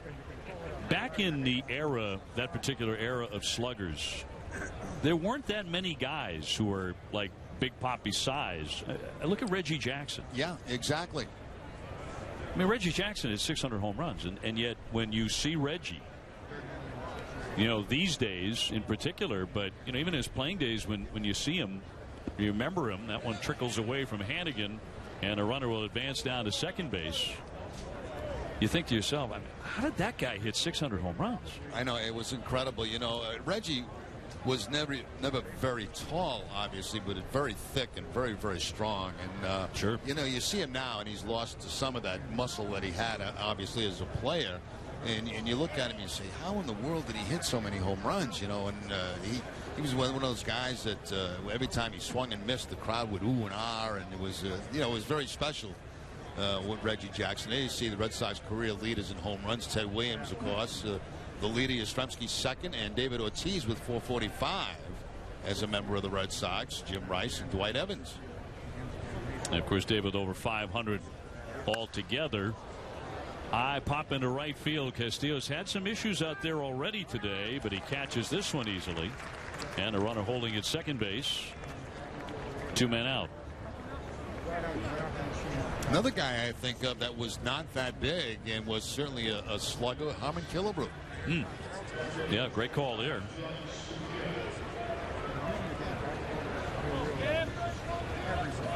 Hyun-Soo Kim now, he's 0 for 2. Still in search of his first spring training hit. Big story in the offseason, his signing. They have him as the cleanup man today in left field. 0 for 15 thus far in the Grapefruit League.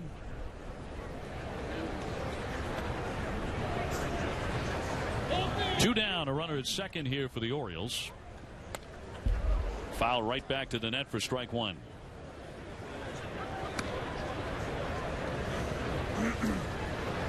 Also expecting to get a look at Heath Hembree today. Saw Carson Smith. And today pitched very effectively in an inning of work, if in fact he is done, with a couple of strikeouts. He is going to be tough to hit in the American League again. The 0-1. 0-2. Well, this is a bail and whale hitter, isn't it? I mean, all his momentum is going toward first base when he makes that swing. So it seems to me that the book on him early would be that he's looking for the ball inside, and you may want to pitch him away until he proves that he can hit that ball away.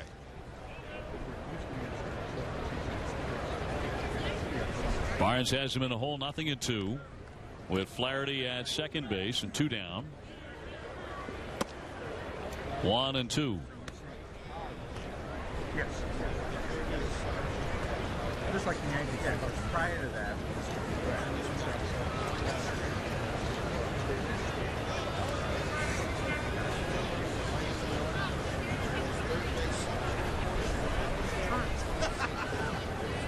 A 4-2 Baltimore lead here in the 4th inning. In a game certainly being played at its own pace here in Florida. It's on island time, Dave. They're playing this on island time.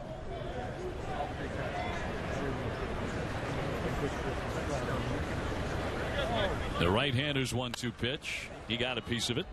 We had a game yesterday, and while you were doing your basketball game, that was, if you blinked, you missed 3 outs. I mean, that's how quick that game was going up in Tampa against the Yankees. It was a very well-played, quick ball game, and this one just moping right through.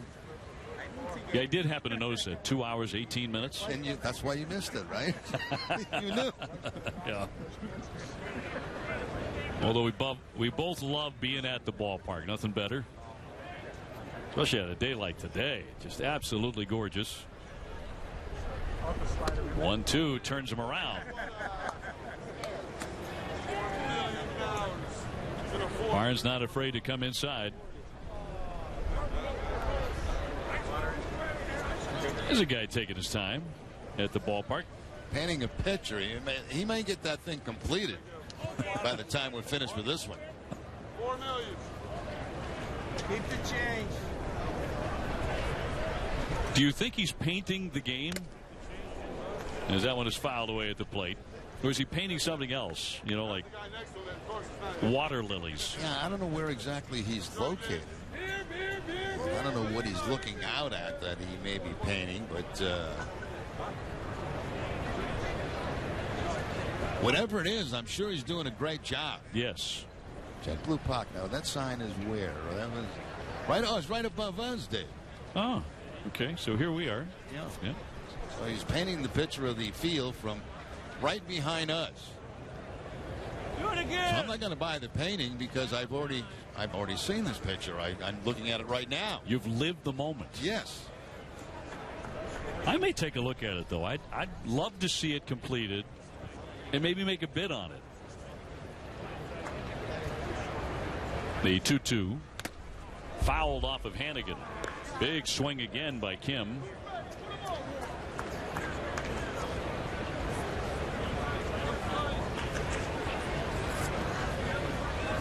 They tell me it's very therapeutic, you know, painting, even if you're no good, even if you don't have any talent. And this gentleman may be very gifted, but they say it's very therapeutic.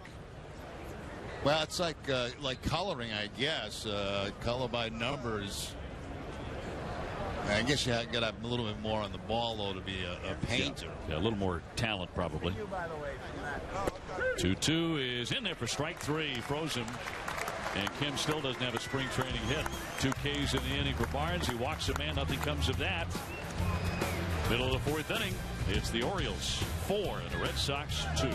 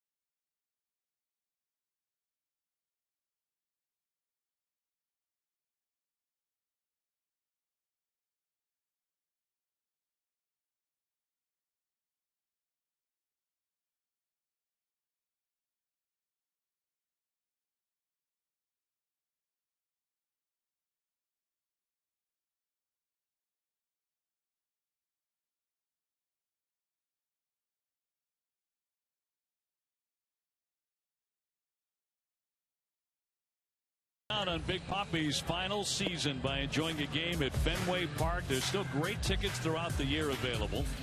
Get your tickets by visiting redsox.com/tickets or by calling 877-RED-SOX-9 today. Jerry Remy, Dave O'Brien with you. Back at JetBlue Park, pitching change here for the Baltimore Orioles will bring on a left-hander, T.J. McFarland. See the numbers from last year, 30 games for the Orioles, a 2-2 record, 40 in a third innings for McFarland, 52 hits, a lot of hits as far as innings pitched, 18 walks, 26 strikeouts, and a 306 batting average given up by T.J. McFarland. It will be the bottom three in the Red Sox order due up. Chris Young, Rusney Castillo, and Ryan Hannigan against McFarland. Orioles with a very good bullpen. They'll be anchored by the left-hander Zach Britton. He's their closer. He saved 36 games last year. But at times, certainly last year, they had trouble getting to that bullpen in a position to win with their starting rotation. So here's Young. He's 0 for 1 with a fly to center field. 4-2 Baltimore. Orioles got 3 runs in the first inning off of Clay Buckholz, although the defense did not do Clay a whole lot of favors today. I'm sure he would admit that it felt like a first effort for him, which it was in the spring.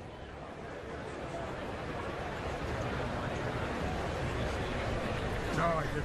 No. I watched it on TV. Chris now 32 years old. He still runs pretty well.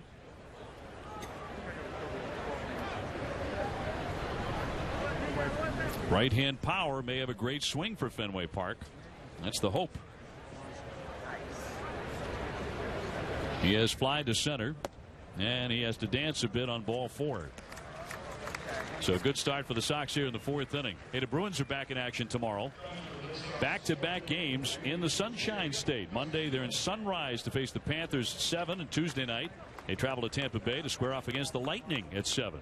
Don't miss the Bees in their last visit to Florida this season. They're going to be greeted by some tremendous weather.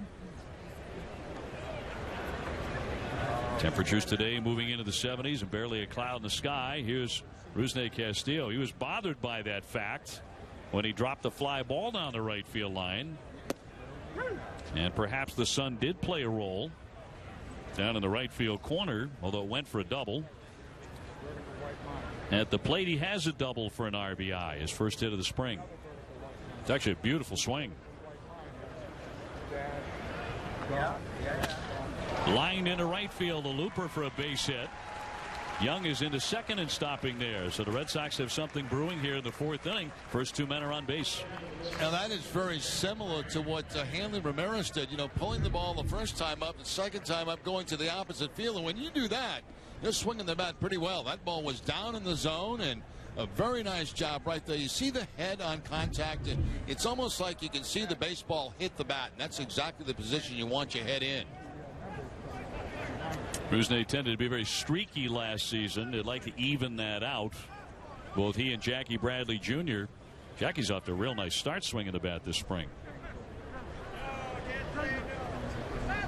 So Ryan Hannigan will be the batter, with Young at second, Castillo at first base. Red Sox trying to rally. 2 down here in the 4th inning. Red Sox catcher struck out his first time up.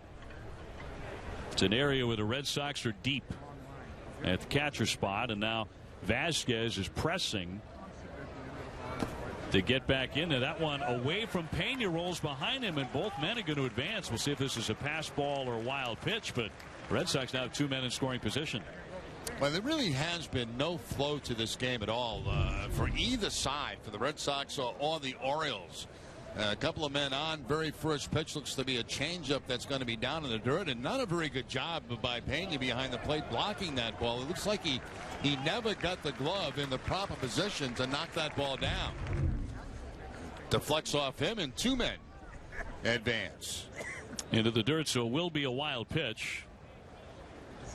Handing it with a chance here, and it's a high fly ball into left field up into the sun. Kim now with the wind bringing it back. Runner will hold at third. as the throw comes into home plate. Wound up being a shallow fly ball because the wind really knocked it back. Yeah, it's that kind of breeze today. We mentioned it a few times, but you get the ball high enough and it's going to have an effect. And you can see right here where Kim is affected by it. But that brought him very close to the infield and no chance at all to score the run, even though it was not a good throw. So now one down for Xander Bogaerts, batting out a leadoff spot today. He's not been retired. He has doubled and taken ball 4.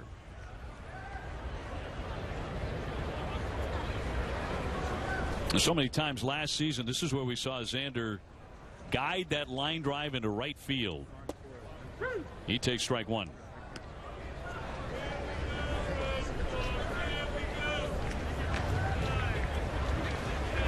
Just had an outstanding season at the plate at .320, 196 hits for Xander Bogaerts. Bounding ball to third, and that's going to get through for a base hit. The run is in to score. Castillo's down to third, and the Red Sox are within 1 as Tollefson could not make the play. And it looked like Bogaerts got tied up a little bit on that swing. It looked like a pitch that was inside that tied him up, and somehow he's able to make the contact and top the ball. Look at his hands come inside, and not in a comfortable position either. But he's able to bounce that ball, get it by the third baseman Tollefson, and into left field to drive in a run. So his afternoon is over. That'll be an RBI base hit. So he goes 2 for 2 with a walk. Danny Bethea now running for him at first base. First and third, 1 down. Red Sox are down 4-3. And here's Sean Coyle. His first at bat today, hitting in Dustin Pedroia's spot. And looking at ball 1. So the Red Sox with 2 hits and a walk and a key wild pitch. Coyle hit 16 home runs at AA Portland back in 2014, so he has some power. And he can tie it by making it out here. 2-0. Coyle now 24 years old, right-hand hitter. Ended last season with the Paw Sox, where he hit 159 but 5 home runs. First and third. And stopped by Pena at home plate. Now 3-0.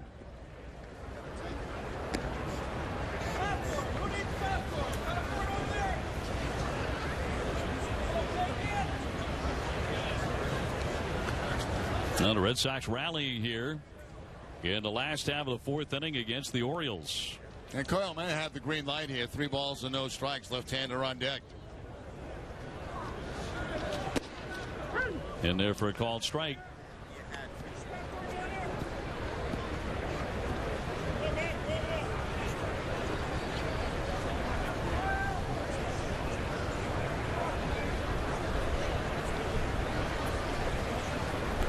Travis Shaw on deck as that one is swung on and fouled back out of play. So Travis about to get some swings, unless there's a double play ball here. 4-3 Orioles, at least at the moment. Travis would hit in Big Poppy's spot, the DH position, 3rd in the order. Here's the 3-2. Runner going at first, swung on and missed, throw down to second base and right into a double play to retire the side. The Red Sox don't get that tying run in. A strike him out, throw him out, double play to end the 4th inning.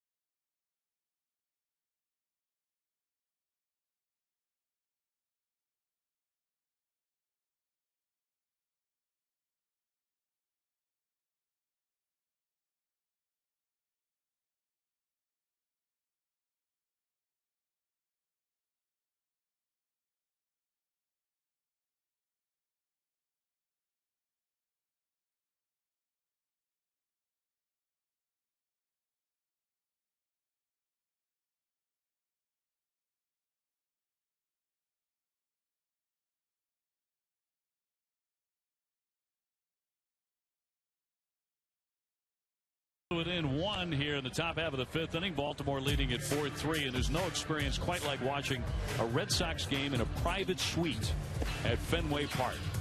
Email premium sales at redsox.com or call 617-226-6912 to book your private suite today. And who knows, you may get a knock on that door, and it might be one Jerry the Rem Dog Remy coming to say hello in your private suite, bringing hot dogs. Be nice, wouldn't it? Why not? We got time between innings to get some of that done. Sure. I think we're onto something. Heath Hembree, 2015, appearing in 22 games for the Red Sox. So he becomes the new hurler. Red Sox with a swing and a miss strike three and a throw down to second on a double play.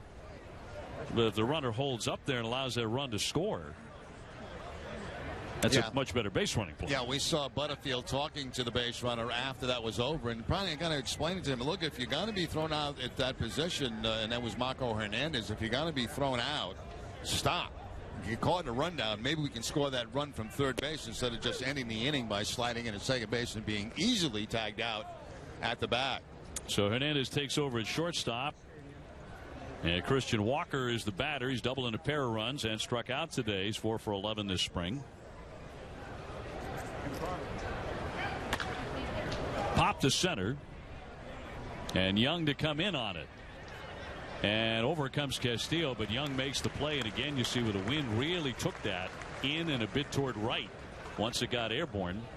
One man away. Yeah, we could hear from all the way back here that Young was calling for that all the way. Make sure there was no confusion at all with Rusney Castillo coming in his direction, but he was making the call and called it a number of times to make sure there was no collision. Right fielder Hose has had a perfect day. He has singled in one and doubled. The Red Sox ahead in hits, though, 7-3, trailing by a run. He attempted to hold up, and he did, according to Tim Timmons.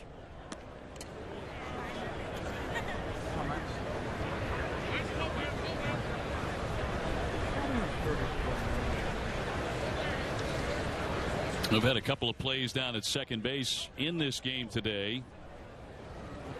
The 1-0 is high and tight, and it brings up the fact that Major League Baseball is going to ban rolling block slides to break up potential double plays this year. Under the rules announced, a runner must make a, quote, bona fide slide, defined as making contact with the ground ahead of the base, being able to reach the base with a hand or a foot, and remain on it, sliding within reach of the base without changing his path to initiate contact with a fielder. An umpire can call both the runner and the batter out for a violation of this. This goes back to the Dodgers' Chase Utley breaking the leg of the Mets shortstop Ruben Tejada in last year's postseason. It makes things, as we've talked about, a little bit more comfortable for a second baseman and shortstop, knowing that there are rules in place. And some of these rules have been in place and just haven't been enforced. But now that they've got their attention and their eyes on the play at second base, we may see a couple of those double plays called. 2-2, and down he goes. A swing and a miss, strike three. Hose could not hold up. He's retired for the first time today, and that's out number 2. I think one thing I love looking at, talk about the nuances of the game, is how infielders get positioned and ready for pitches, and at the corners, third base and first base, they get real low because things get to them in a hurry. At second base, at shortstop, you've got a little bit more time, so you don't need to be quite as low, but you've got to have some movement, some momentum coming into it, home plate. It's kind of like a ballet when you watch it out there. And the same thing in the outfield. When you're in the outfield, we look out and we see guys shifting on certain counts. You know that they're very well prepared in doing stuff like that. The count goes in the pitcher's favor. You'll see the outfielder shade the hit of the opposite field because most likely he's not going to have that strong swing. It's more of a protective swing. So, the good teams, the good defensive teams, do those little things.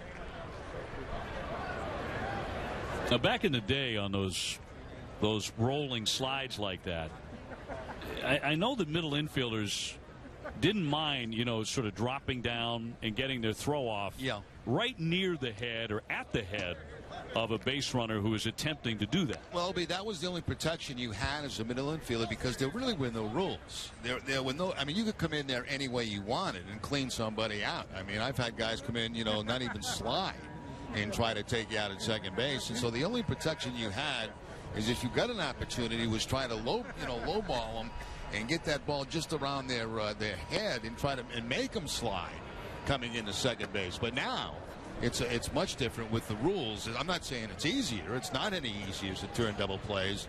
But that's how you had to protect yourself as a second baseman or a shortstop is, you take a baseball. If a guy came in and didn't slide one time, the next time he came in, you had to just kind of aim for his head and make sure he did slide. And you can send a message to the rest of the team, you guys can't come in that way here because that's what's going to happen.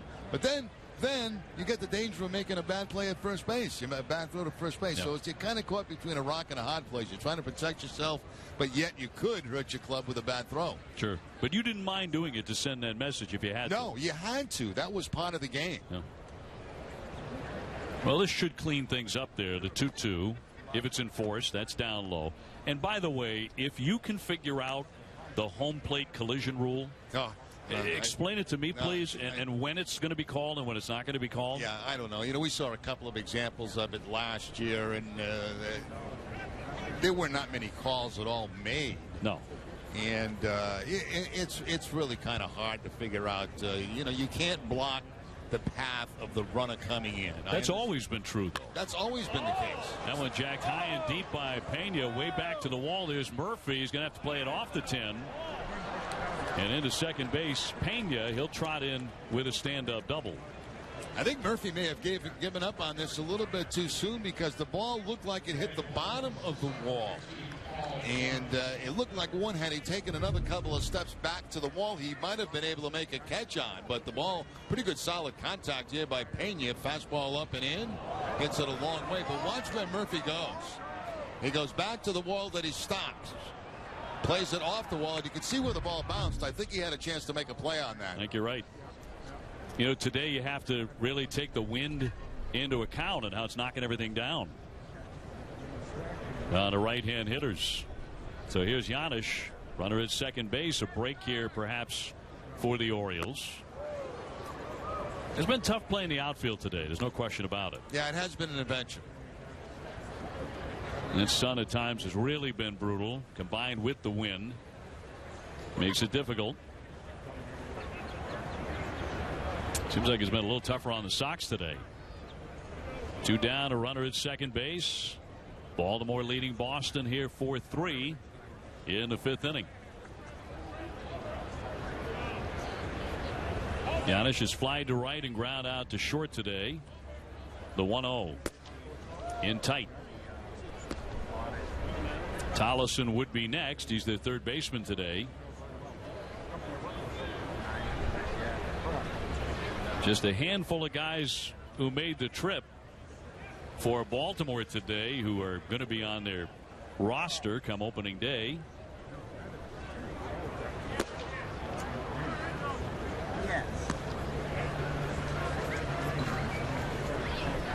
Red Sox today starting a lineup where a bunch of them will be, including Pablo Sandoval, Hanley Ramirez, David Ortiz, Dustin Pedroia, Xander Bogaerts, Clay Buckholz, the starting pitcher. We got to look at Carson Smith, this big heavy sinker. He pitched very well. That's across for a call strike. He's going to be fun to watch. Yeah, I agree, and that was an incredible pickup. I really don't get when you have a talent like that at that age, why you would let him go. I don't understand it. I mean, we've seen him pitch. We saw him pitch last year. He was nasty. Outside ball 4, so Giannis is on. That'll put runners at first and second. This is him from earlier today. Yeah, throwing 2 pitches, that heavy sinker, and of course a nasty slider right there to pick up a strikeout. So I mean, he's got the stuff. There's the slider again. And you talk about no contact getting late in the game. Here's a good example of a guy that can give you that because of that nasty slider that he has. But how do you give away an arm like that? I realize you're making a deal and you're getting something in return, but boy, at that age, with that potential, Now they got Wade Miley in return, but this is going to be the second major league season for Carson Smith. Here's Tollison. He checks across for strike one. And I guarantee you that John Farrell and Carl Willis down in that dugout were pumped to see that today, knowing the potential of what he can do for this bullpen. Yep. Yep. Without question. The 0-1 pitch, a check swing, and that's a ball. Red Sox trailing by 1, trying to keep the Orioles at bay here in the top half of the 5th inning.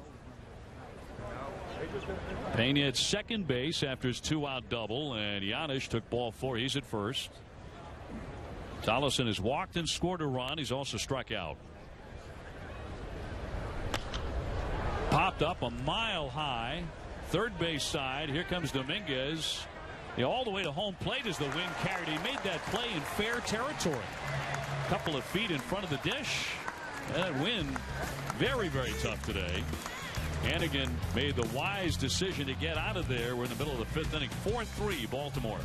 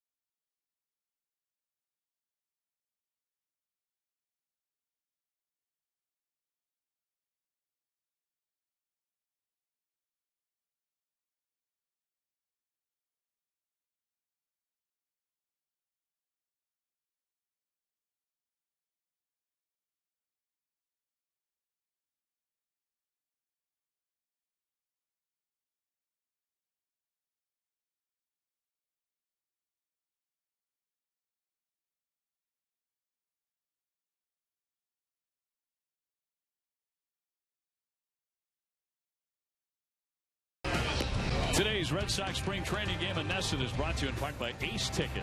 Visit Ace Ticket or call 1-800-MY-SEATS. And by Jordan's Furniture, the furniture store of the Boston Red Sox. Who played half the ball game here in sunny Florida, and Baltimore still clinging to a 1-run advantage, 4-3 over the Red Sox. Red Sox with 7 hits to the Orioles 4.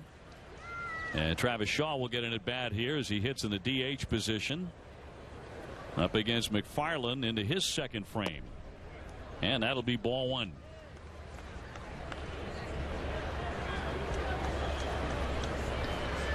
Travis last year 270, 13 homers in his rookie season for the Red Sox, more like half a season, so he really impressed.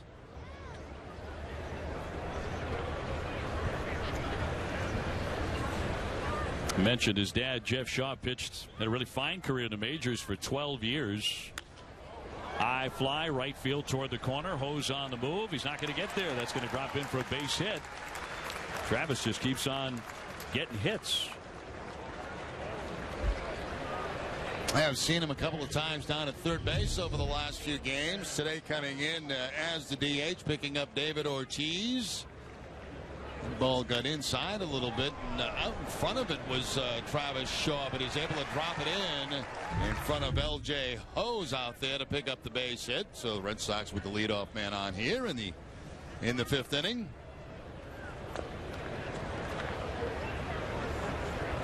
That'll send up Travis, and it's in there for a called strike. Sam Travis, a 22-year-old out of Indiana University, so he's a Hoosier. Former Big Ten Player of the Year.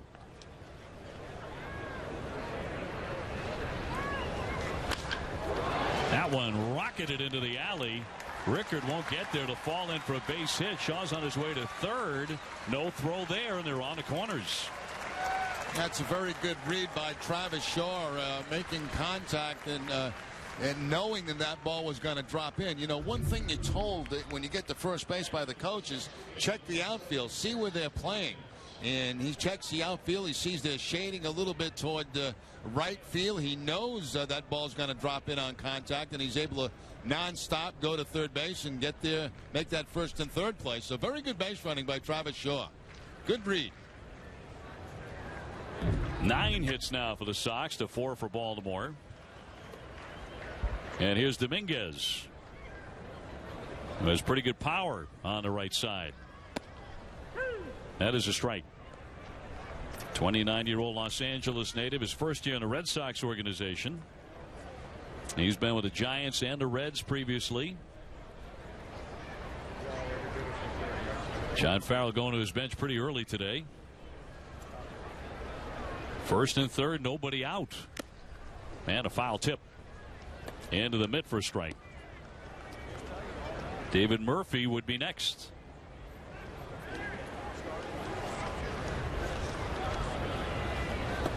Red Sox trying to get over the 500 mark in spring training, if you put a lot of stock in spring training records.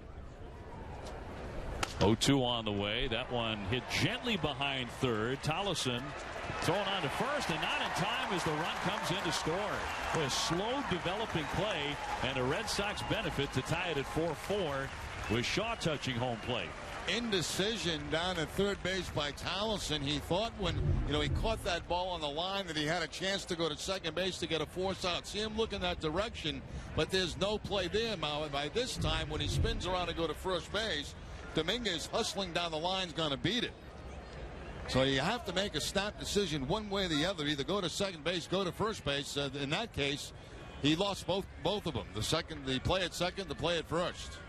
First and second, nobody out. We're tied 4-4. That's got to go as a hit, despite the indecisive third baseman. So all even here as the Red Sox have battled back from deficits of 3-0 and 4-1 today. Murphy has a single in his first plate appearance of the spring. He's also fly to center. That one hammered but foul.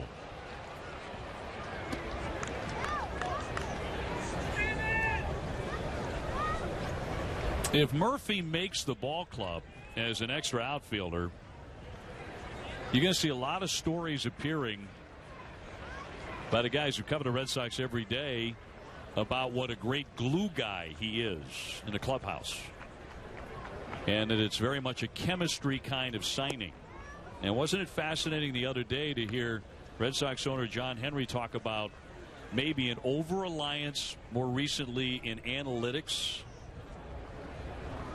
and in the numbers, and talking more about the stuff that really propelled that 2013 Red Sox team, I think, a long way, which was the chemistry of that team. Little looper, foul off first and caught by Walker. That'll be the first out in the inning.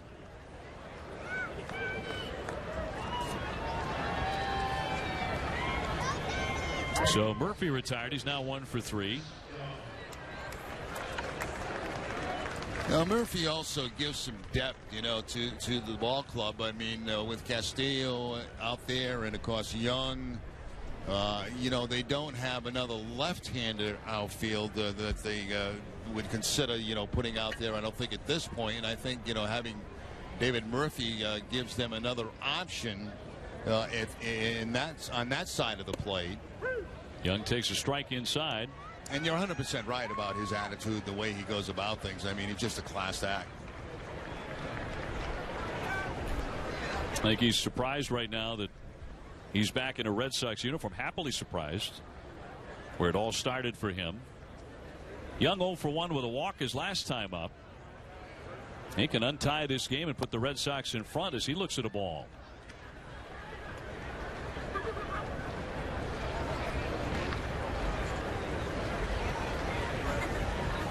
Red Sox beginning this inning with 3 consecutive singles. It started with the Travis Shaw base hit. And then Sam Travis with a base hit. Now Dominguez with a single. One man out. We're tied 4-4.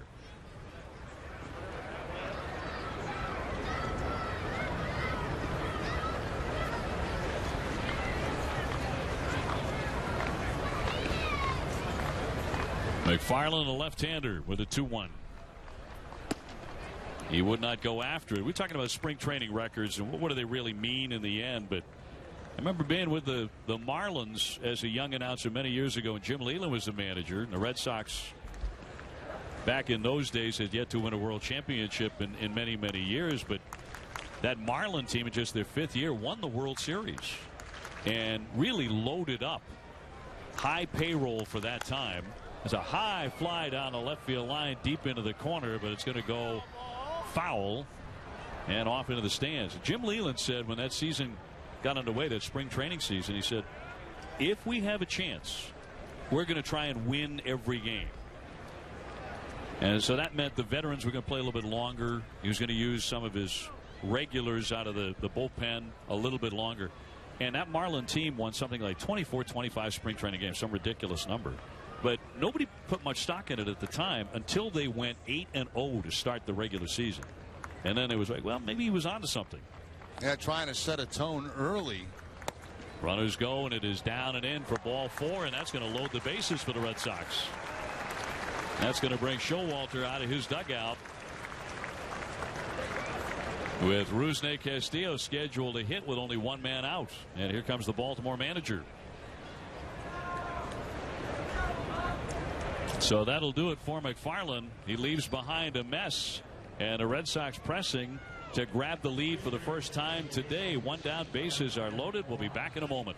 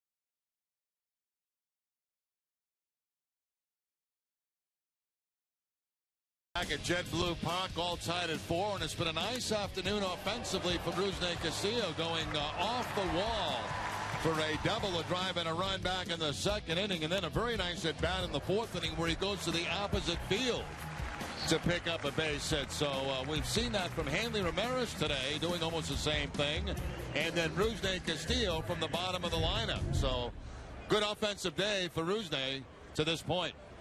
Double and a single, and now he can get the Red Sox on top here. There's no place to put him. Bases loaded, one down. And Chaz Rowe, a lanky right-hander, coming out of the bullpen for Buck Showalter.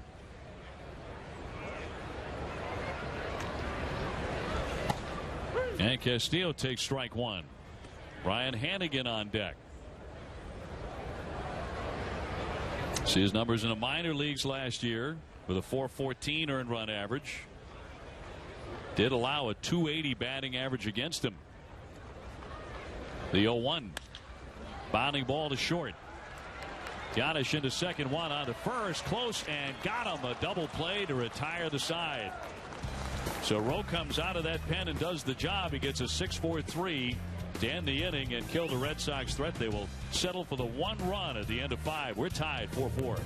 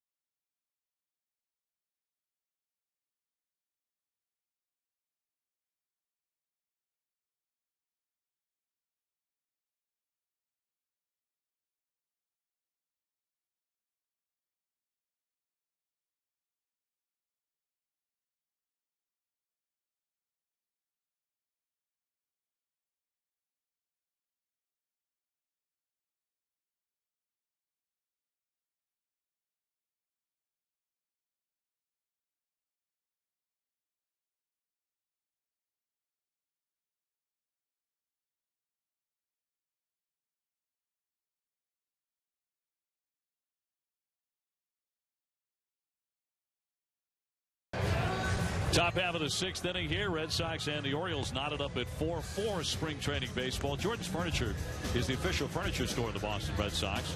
Right now, get up to 60 months, no interest on anything at Jordan's Furniture. Furnish one room or your entire room, and best of all, you get to enjoy it right now. Visit Jordans.com for details. Now, more changes here in this Grapefruit League contest. Red Sox with 10 hits to the Orioles 4. Red Sox have committed 2 errors. And Rusney Castillo just hit into a double play with the bases loaded to retire the side. Danny Mars taking over in left field. Lamar's in center field with Henry Ramos in right. And that's in there for a called strike on Rickard, who has played the entire game so far for Baltimore. He's gone 1 for 3 as the center fielder. Of course, Adam Jones will be their everyday center fielder. He's one of the best in the business, a 3-time Gold Glover. Softly rolled foul. They've got Manny Machado at third base. He's as good as it gets defensively on the face of the earth. Matt Wieters will be the catcher. Got a power hitting second baseman and Jonathan Scope. Their everyday lineup is really good. Yeah, it is. J.J. Hardy, of course, trying to bounce back from an injury-plagued season last year.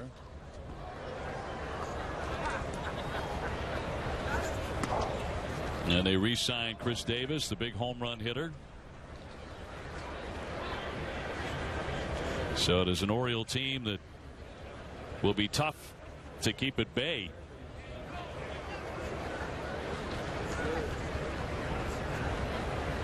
Rickard, a youngster who can run, the 0-2. Rolled foul again. Heath Hembree on the hill for the Red Sox here. Clay Buckholz started. He lasted just an inning and a third today with 3 hits, or 3 runs, 2 hits. He walked 3.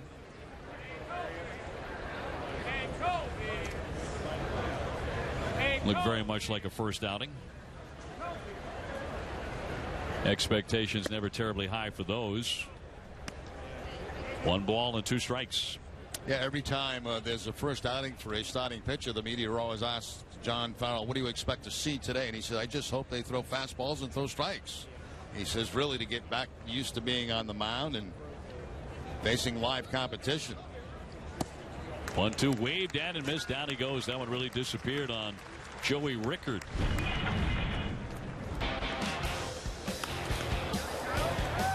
Now, Buckholz today, a couple of base hits. Things were not going well. A couple of walks in the game. But again, as Obi mentioned, it's the first outing, and you don't expect many clean first outings, even though they're only going to make about 40 pitches or a couple of innings. But just so vital that he stays as healthy as he can be and tries to stay off of that disabled list. In there for a called strike on Flaherty, who has drawn 3 walks today.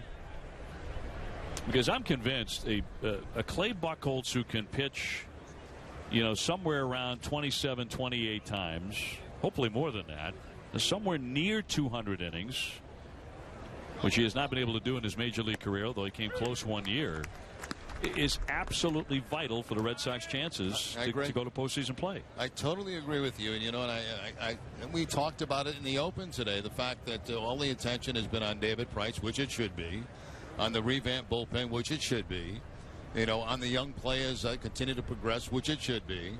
But the fact is, Clay Buckholz is a major piece of this puzzle, and especially for the starting rotation. Back-to-back strikeouts here for Hembree. And again, a look at a career that has had its ups and downs. But, when he's been good, he's been awesome. 17 wins. He's thrown a no-hitter. Made a very gutsy start in the World Series in St. Louis in Game 4. And has been on some great runs, as he was in 2013 when he went 12-1. No denying the talent, because he has that everywhere.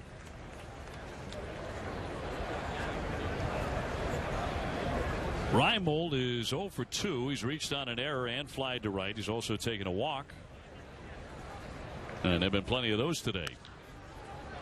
Popped up behind first into right field. Ramos coming on, 3 men chasing, a slide, and Travis can't get to it. Again, carried by the wind. Yeah, we have a great look at it from up here, and when that ball left the bat, I knew it was going to be trouble because you could see it was going to be hit high enough for that wind to take effect. And a lot of times this type of breeze in a major league ballpark will not have a major effect because it's built higher, and it will, it won't have that much of an effect on the baseball. But here in some of these lower built stadiums down in Florida and spring training homes, the wind does have a greater effect.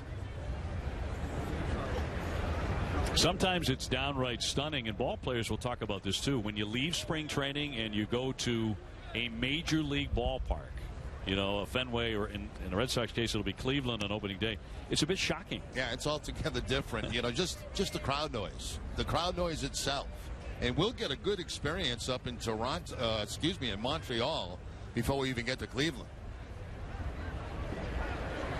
Red Sox to make a stop there. The folks in Montreal want Major League Baseball back. They want a team of their own again. The 0-2 is over but low. Of course, they had the Expos for so many years at Olympic Stadium, cavernous Olympic Stadium, and then wound up losing them down to Washington eventually. Swinging a miss for strike 3. So what a good frame there by Hembree. Strikes out all 3 batters. Middle of the 6th inning here at JetBlue Park, and we're tied 4-4.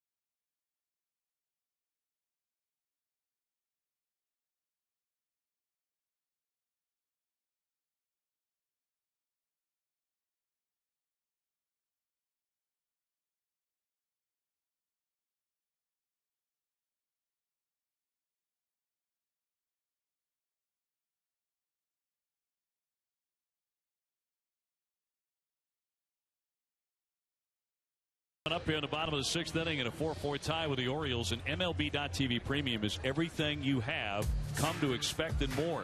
Watch every out-of-market game of all 30 teams in true high definition on over 400 supported devices. Visit MLB.TV for details.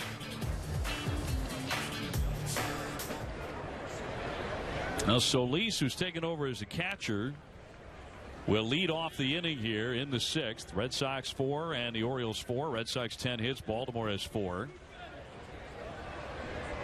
Trey Mancini taking over at first base for the Orioles.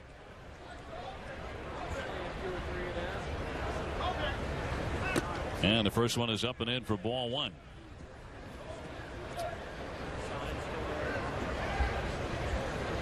So the new first baseman, for a manager, Buck Showalter, is not afraid to make lots of moves in spring training. But the way he does it, he's played 40 position players already and had 32 pitchers work in his spring training games. Well, as he says, the beginning part of spring training is for the guys trying to make the club, the young players. So the second half of spring training is to get my team ready for the season. Well, that bat goes flying, so look out near the Red Sox dugout. That one did get into that front row. It looks like everybody's just fine. And a youngster winds up with a bat, at least for the moment. Give him a bat. Let's see if he gets to keep it or not. And sometimes a hitter really prefers that particular bat, but he may give up a bat that he doesn't love so much. Yeah, the crowd always boos at this point, but there will be another bat coming out of that dugout to replace the one that was given back by the young man. I think I saw the youngster say, I could read his lips, he said, "Can I have a David Ortiz, please?" Please. I trade you a Solis for an Ortiz. They did get a baseball. So the count 2 balls and 1 strike.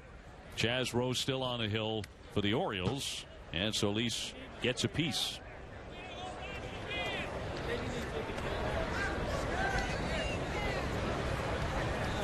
You're not working tomorrow, are you? No, actually just come up here and watch a few innings of the game, but that's about it. I know you're going back and you got some basketball coming up over the next weekend. That's right. March Madness 2-2. It's a busy month. Actually got all week off. We don't do another game till, I believe, Saturday. I know. What are you going to do with yourself? That's a good question. I mean, when the team's home, it's not a problem. I come up to watch the workout and watch a few innings. When the team's on the road, I do not go to the games. 3-2, hammered toward right, but foul. And you always get an early start. You're here as early as anybody. I get in that spring training mode where, you know, you get to bed like, 10 o'clock at night. You're up at 5:30, 6 o'clock in the morning, and you get to the ballpark early because the players do. And John Farrell's meetings are at 9:30, so you try to be here in time for those. Payoff pitch, and up high, ball 4. He walked him. So Solis is aboard. And the Red Sox have the go-ahead run on here in the 6th inning.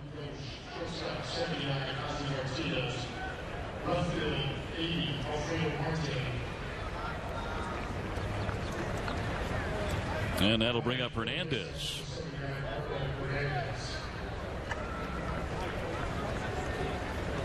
Tough to beat this coaching staff to the ballpark. They're so early. I think Butterfield gets here about 3 o'clock. I really do. Yeah.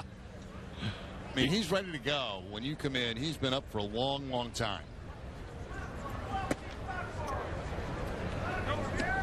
Now the indispensable third base coach and one of the great infield instructors in the game.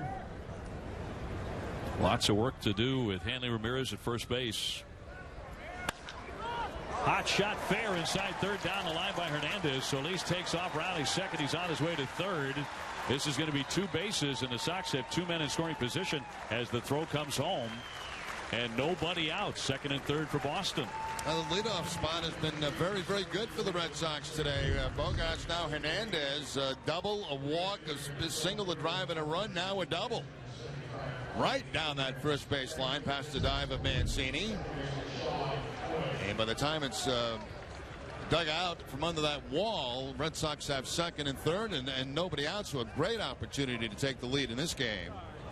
Infield playing back for the Orioles. So a little contact to the infield, especially to the right side. Gets a run home, advances a man to third base. I'll bring up Sean Coyle. Eyeing strike 1. He's 0 for 1 today with a strikeout.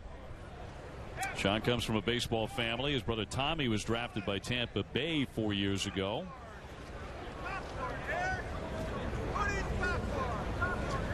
The Red Sox had the bases loaded last inning, but a double play killed what could have been a bigger rally. Had to settle for 1 run. Now nobody out. Runners at 2nd and 3rd, so Coyle can hit a fly ball of decent depth, and the Red Sox would have the lead for the first time this afternoon. The 0-2 waved at and missed. That one really tied him up, and down he goes, strike 3. Not a good at bat at all right there by Coyle. I mean, you get the ideal situation, 2 men in scoring position, infield back. It takes a ground ball to get at least 1 run home. But he gets the breaking ball right there, and very late on the breaking ball for the strikeout. So frustrating at bat for Coyle. So now here comes Travis Shaw, 1 for 1 with a base hit. Off to a really nice start this spring, and he'll take a breaking ball for strike 1. Talked about Travis's dad, Jeff, longtime major league pitcher. He has a home here in the Fort Myers area, so he can watch his son all through the spring. Fouled away inside the Oriole dugout. And then Jeff watches every game on Nesson.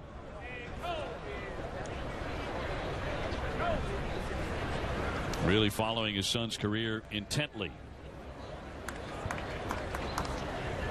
270, 13 home runs last season after his call-up. Little looper on the infield. Second baseman and shortstop collide as the run comes in to score. And the Red Sox lead it 5-4. You knew that was going to be trouble with all the spin of that little hit off the end of the bat. And a nasty collision just to the right of second base. And a man down. Yeah, that was ugly right from the start. I mean, contact, all that spin on the baseball going out in that direction. You could see the second baseman and shortstop heading for a collision course, and it looked like the shortstop got the worst of that. Ozzie Martinez. He's the man down and in some pain. He had his bell rung. Take another look.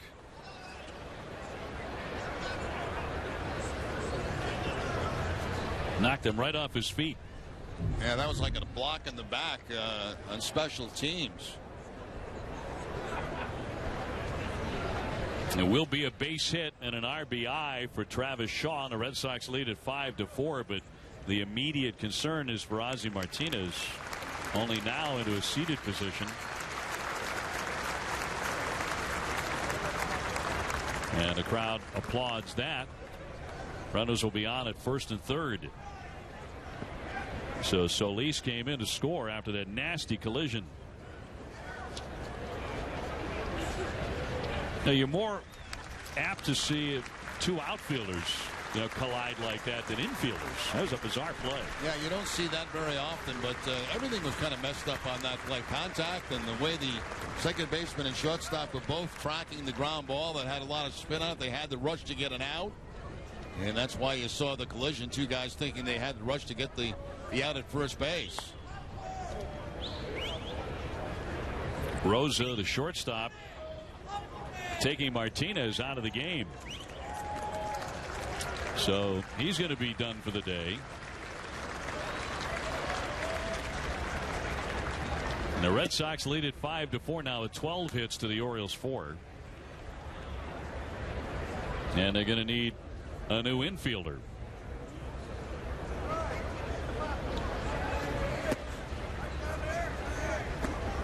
Adrian Marin looks like he's coming into the ball game. So he'll be at shortstop. And they'll move Rosa over to second base.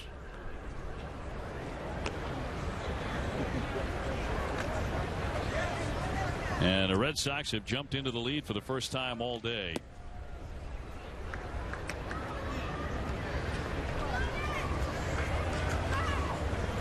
Your shortstop for the Orioles is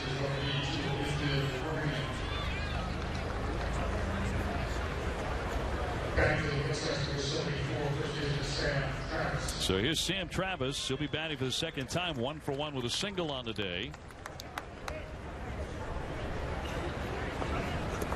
Hernandez wound up at third base after the collision. One man out, and he flies that one to dead center field. The catch will be made, tagging up Hernandez. The throw will come into second base, and the Red Sox add another. Now on top, 6-4.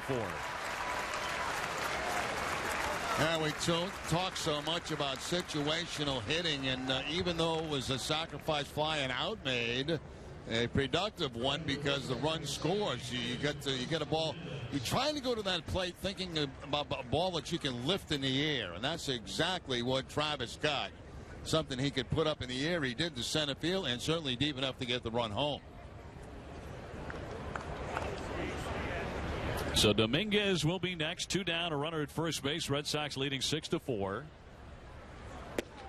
Trying to make the Baltimore Orioles 0-6 in the Grapefruit League. And a win would put the Sox at 3-2.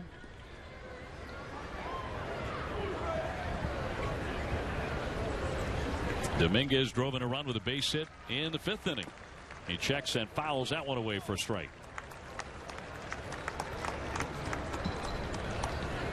And of course, we'll check on the condition of Ozzie Martinez, see if we can get an update for you.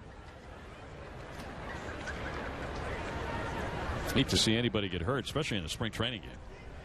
Yeah, young kid trying to make an impression in spring training. And 0-2 cut on and missed, and down he goes. But it's a good inning for the Red Sox as they scored 2 times to untie it. Red Sox in front for the first time today, 6-4 here at JetBlue. Big news from Beverly Hills.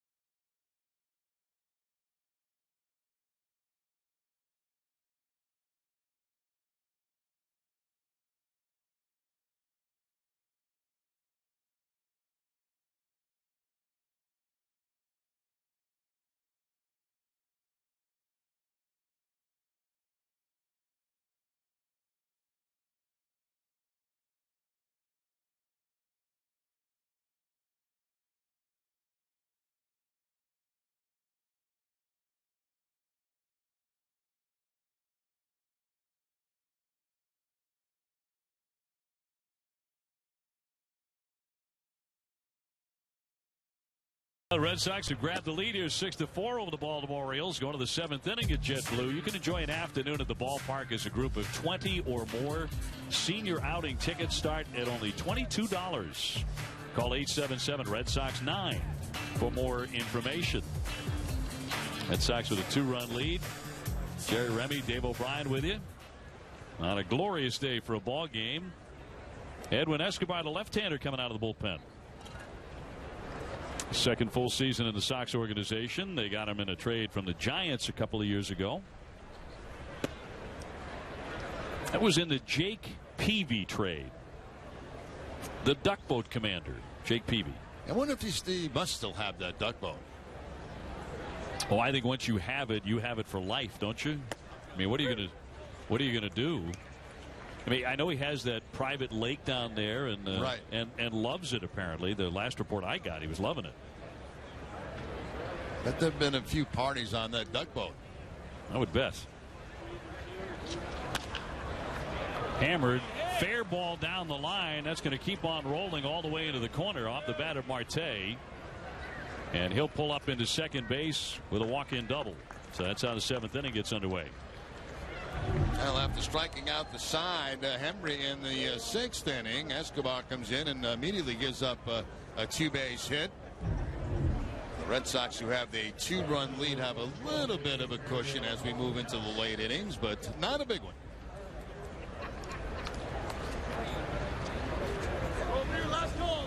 Whatever happened to Monet, who was working on that painting here a couple hours ago? Do you think he finished?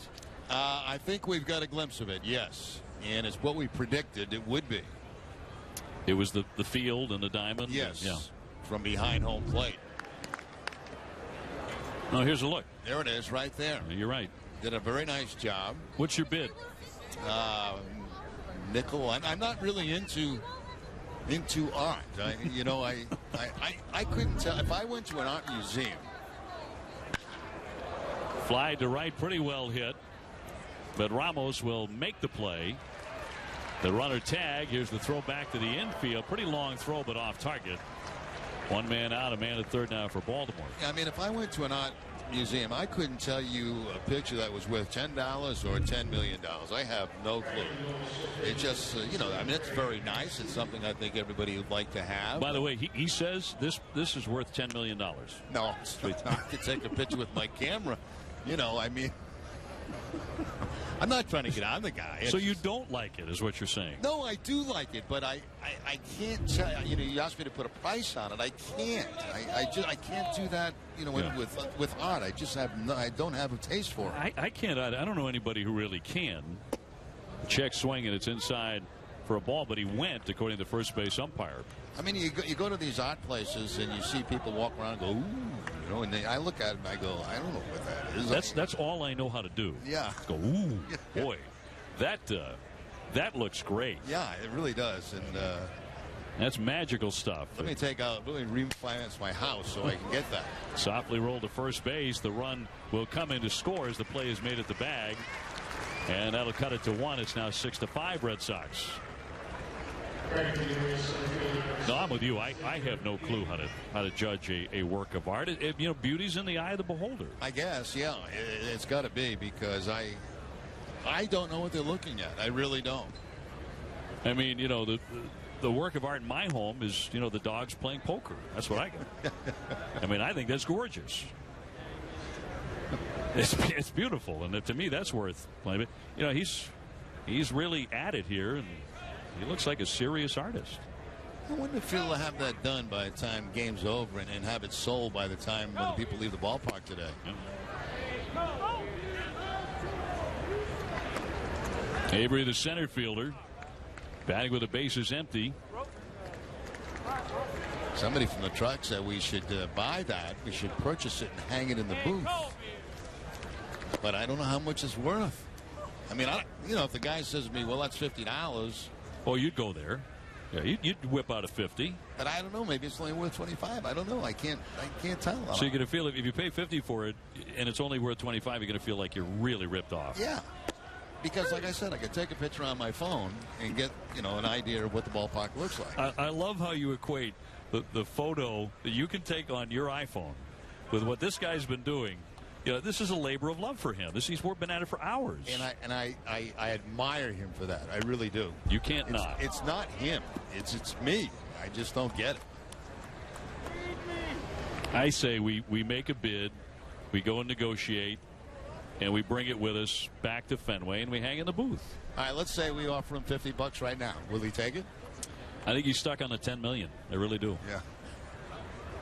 Somebody go offer him $50 for that. See if he wants to sell it. If he does, we'll take it back to Fenway. Yeah, I'm with you. Well, I'll put in 20. I'll split it with you. Yeah, we'll go halvesies.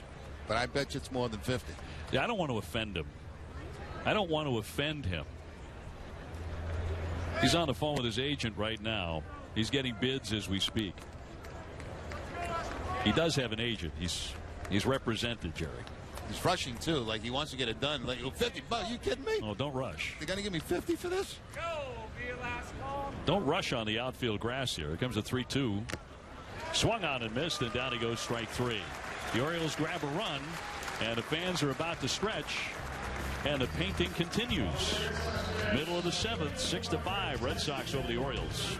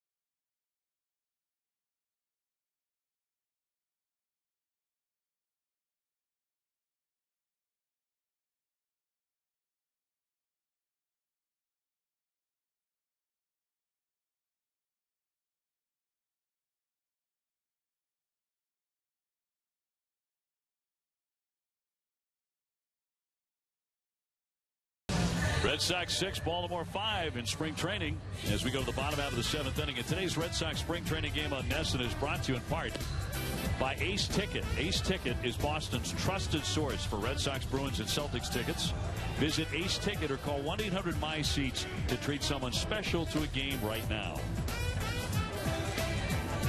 Red Sox home opener on the 11th of April against these Baltimore Orioles. Jerry Remy, Dave O'Brien with you. Garen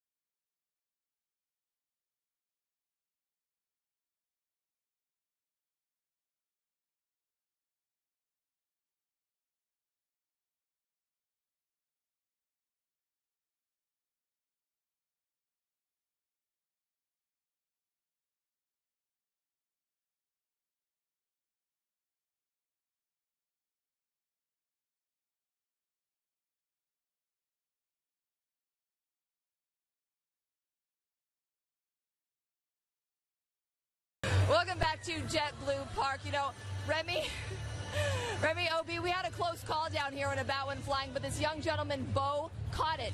Bo, did you expect to catch a bat today? Nope, not at all. But you offered to give it back. Yes. How come you did that? Because I thought he was going to give me another bat. And that's exactly what he did, didn't he? Yes. How exciting was that for you to get this and take this home today? I do not know how to answer that question. Fair enough. I'll send it back to you guys. Nice job, buddy. I love it. I love it. Do not know how to answer that question, but he's walking away with a baseball and a bat today at a big league spring training game. It sounded like a politician, and that was beautiful. Did not know how to answer that question. It was perfect. I wish more of them would answer it that way. Exactly. Outstanding. Well, Pat Light will take over on the hill, the right-hander for the Red Sox out of Colts Neck, New Jersey.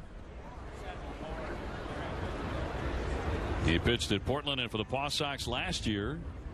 Pat, 6'5", 220, 25 years old. We are on into the 8th inning. Red Sox leading 6-5.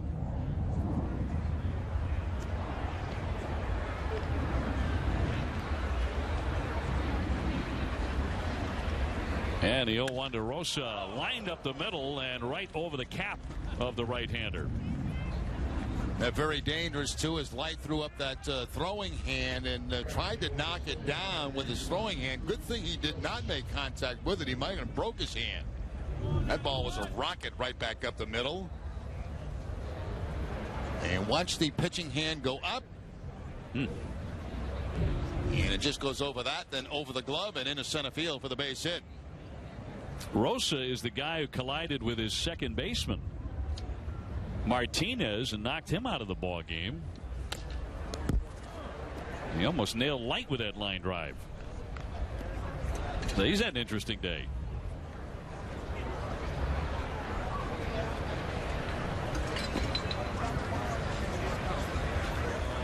Baltimore had a 3-0 lead in the first inning today.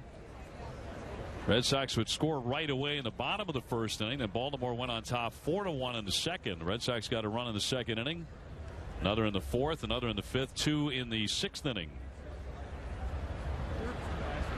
Baltimore just got another run in the seventh.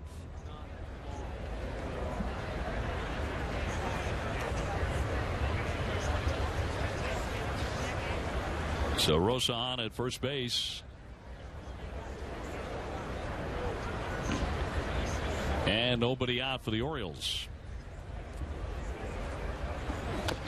And tap foul.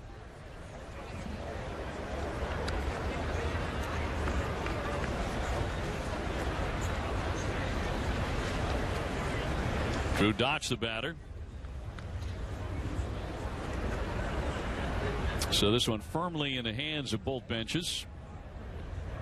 And the substitutes as we get into the late stages here at Fort Myers. Here's the 0-2 pitch from Light. And a little rattler foul. Yeah, pretty good job making contact on that. Something down in the zone and topped to keep himself alive with 2 strikes on him. No ball, 2-strike count.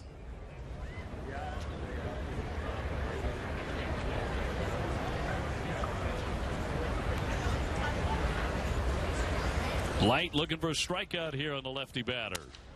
A comebacker. It deflects off him to shortstop. The throw to first base is not in time. So the Orioles have something brewing. First and second, and nobody out, trailing by a run. I wasn't quite sure what Hernandez was going to do after this ball deflects off Light. Was he going to go to second base and still try to get the force out, which he may have had a chance at? Instead, he goes to first base, and no chance down there as Dodge be able to beat it out. And you have to make that snap decision which way you're going to go, and he chose to go to first base, and that didn't work out. So now the Orioles have something going with nobody out. And Marin, the batter, he'll hit for the first time here. So that'll go as a base hit. 7th hit of the ball game for the Orioles, but 2 in a row to begin the 8th inning. Do they sacrifice here and try to get a couple of minutes scoring position? I know Showalter doesn't do that very much, but it is a one-run game, and there's nobody out with the 2 men on. Now the Red Sox not anticipating that. He does pop up the bunt, and a catcher, Butler, will make the play.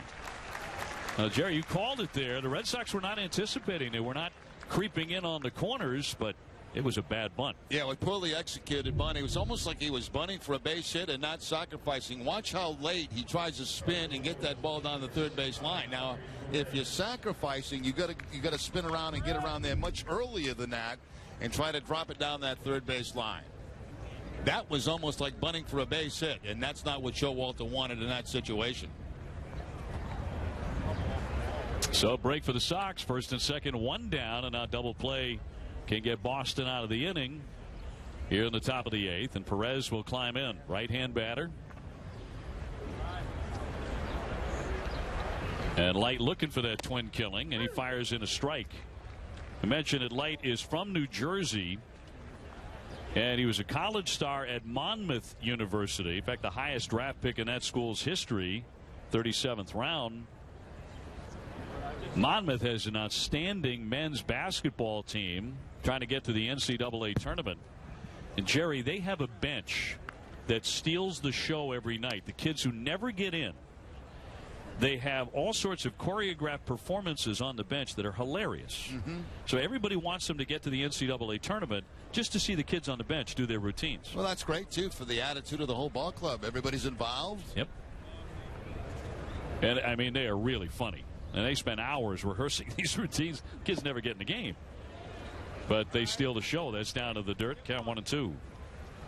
I saw them earlier this season at a tournament in Orlando, and it went viral. You know, all their incredible routines.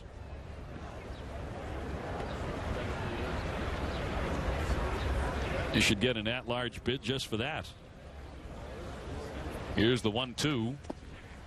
And stopped by Butler. 2 balls, 2 strikes. We're in the 8th, 6-5 Red Sox.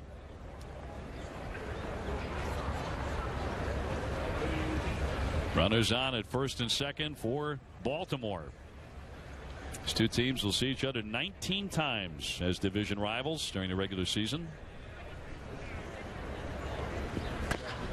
Little trickler back to the hill. Light into second. Got it out there on the first, and a double play. Nicely done by the tall right-hander. So that's the end of the top of the 8th. Nothing doing for the Orioles. We go to the last half of the 8th, 6-5 Red Sox.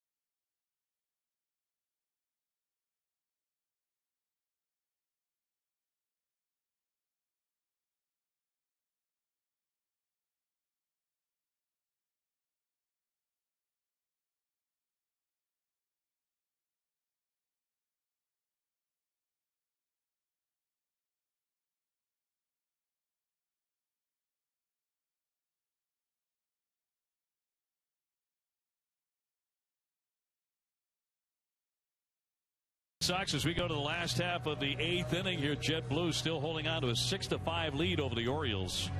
You know, Jordan's Furniture is the official furniture store of the Boston Red Sox. Right now, get up to 60 months with no interest on anything with Jordan's Furniture. Furnish one room or your entire room, and best of all, you get to enjoy it now. Visit Jordans.com for details. Red Sox grab the lead in this game in the 6th inning, and they still have it. Brad Brock comes out of the bullpen for Baltimore. And used a ton last year, 62 times, a 272 earned run average. And is part of a really good bullpen. A lot of strikeouts, 89 strikeouts and 79 in the 3rd innings. Opponents only hitting 203 against Brock. And Solis to lead things off. He walked and scored a run 2 innings ago. He's short a bat today, but he has a fan for life because of that. Giving up the bat that went flying out of his hand.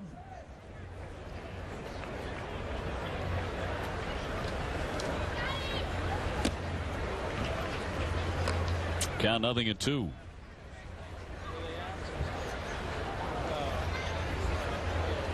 So that young fan has a bat, and Jerry, we're going to make sure you get that painting. So you're going to walk out of here with something special today. Toward the alley in left center, but the play will be made by the left fielder for out number 1. I got a feeling that our bid is not high enough for that painting. I just have that feeling. I think you may be right. But I mean, that's the art of the bid, you know, getting the artist to think, that's fair. Yeah, that's fair. Okay, I'll sell it. I mean, I don't want to say $200 because that's $100 a piece, and I don't want to pay $100 for a piece of art. You've made that pretty clear. Yeah. You're still going at it, though. Hernandez lays off. It's outside for ball 1. Sox ahead 6-5.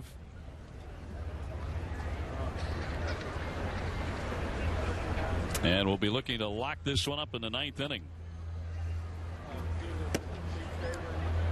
2-0.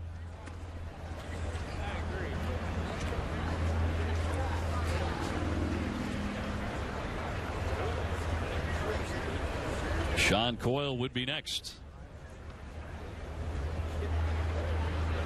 Travis Shaw got into the game as the DH, subbing for Big Papi today, and 2 more hits for Travis.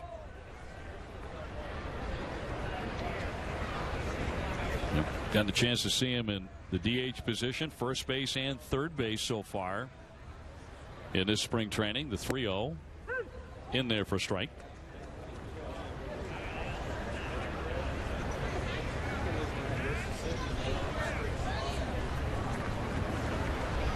Travis, a guy who believes he belongs on the major league roster. He's got a lot of support in that thought, too. Yeah, very confident young man, and this staff loves Travis Shaw. They really do. His versatility, the way he hits.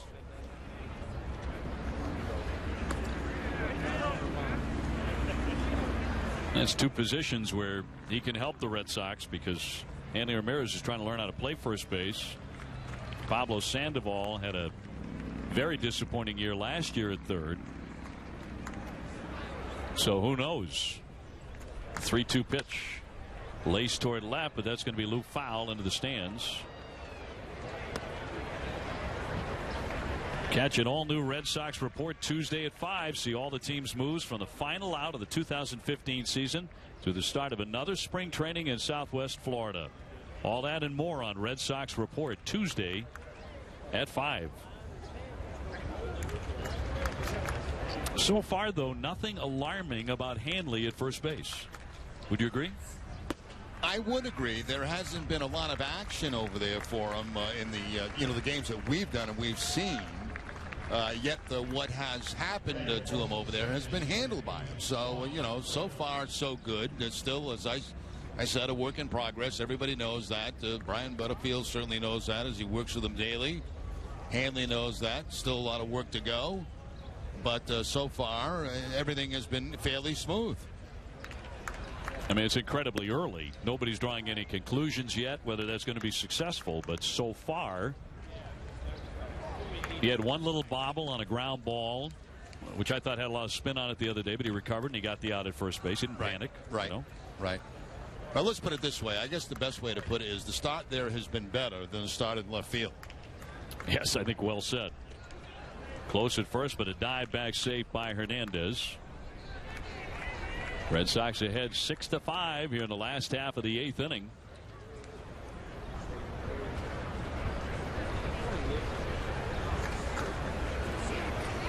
Coyle's been up twice since entering the game. He has struck out both times. That time Hernandez back in on his feet. I think a couple throws to first base anticipating a possible hit and run to be put on by the Red Sox. Good time for it. 1-0 count, 1 out in the inning. And a big hole on that right side. Runner holding, and a high pop down the right field line. Headed toward the corner and out of play. Calling all young Bruins fans, there's an all-new TV show created just for kids who love the game of hockey. We call it Bruins Academy. Access to special appearances from players, coaches, management, medical staff, and more. Visit bostonbruins.com/Bruins Academy for the latest episode schedule. He was leaning and close, but he dives back in. Yeah, very close. It looked like he slipped a little bit getting back to the first base bag, which made it even closer. Little lean towards second base, and then not very clean getting back to that first base bag, and fortunately safe. 1-1 to Coyle. He's late on that and knocks it foul, back out of play.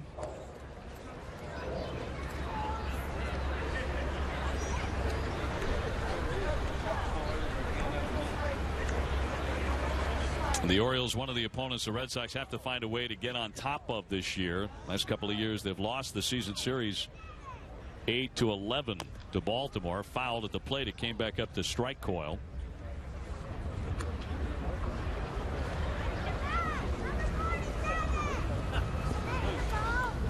Red Sox must do better inside the division. Got to play much better on the road. Above all things, have to pitch better. And I mean a lot better.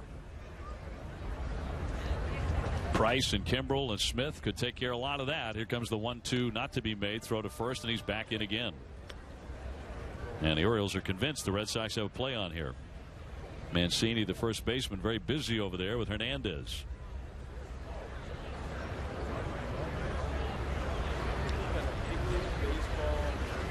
And the 1-2.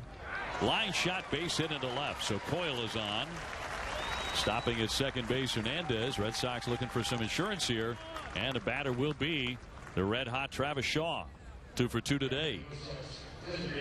Good at bat put on by Coyle. Ends up after fouling off a bunch of pitches. Putting good solid contact on a ball that goes into left field. And the Red Sox trying to get some insurance here in the bottom of the 8th inning. Make it a little bit easier top of the 9th. Travis with a single in the 5th inning, a single in the 6th inning. He's driven in a run. He scored a run.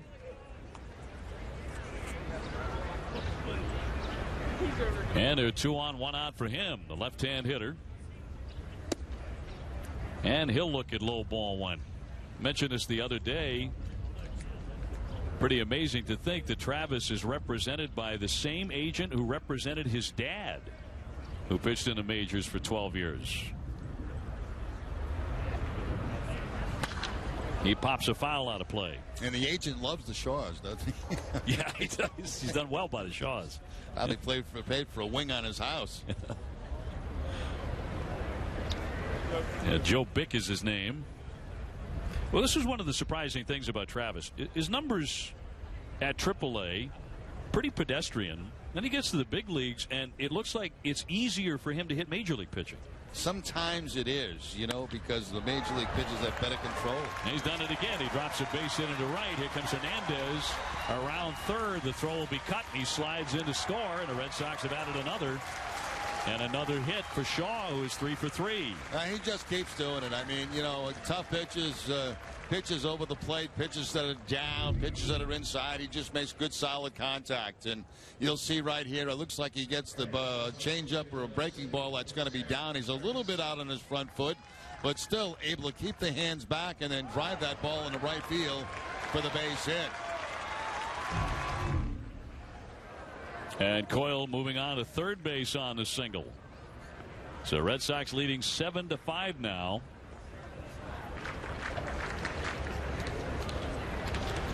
Here's Travis as he checks, and it's down and in, ball one. Still only one man out. 14 hits on the day for Boston.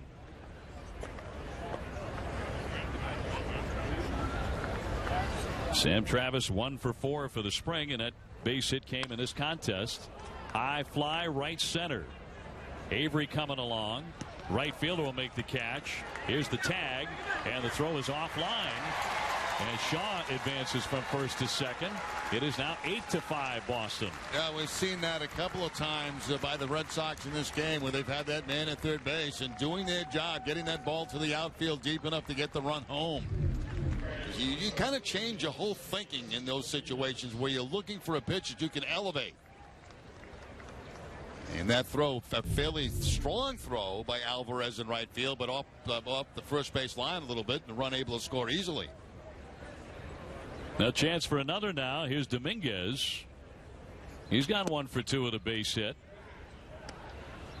Shaw was able to go 90 feet first to second when the throw came in. And the sacrifice by Travis as he picks up his second RBI. He's done some really nice situational hitting today. 1 ball and 1 strike. Yeah, back-to-back at bats with sacrifice flies and RBIs. That's good. It's good stuff. You know who smiles big time on those kind of plays? That's Chili Davis. Pitch into the dirt. He really helped him out there chasing, and it counts 1-2. Red Sox hitting coach would love to see a lot more good situational hitting from the Red Sox. I thought the Sox did from about the middle of the season to the end of the season much better than in the first few months. It was really lacking in the first few months. Fastball in there for strike 3, gets him looking, and the side is retired. Red Sox get a couple of more runs, however, and now lead it 8-5 as we go to the 9th inning at JetBlue.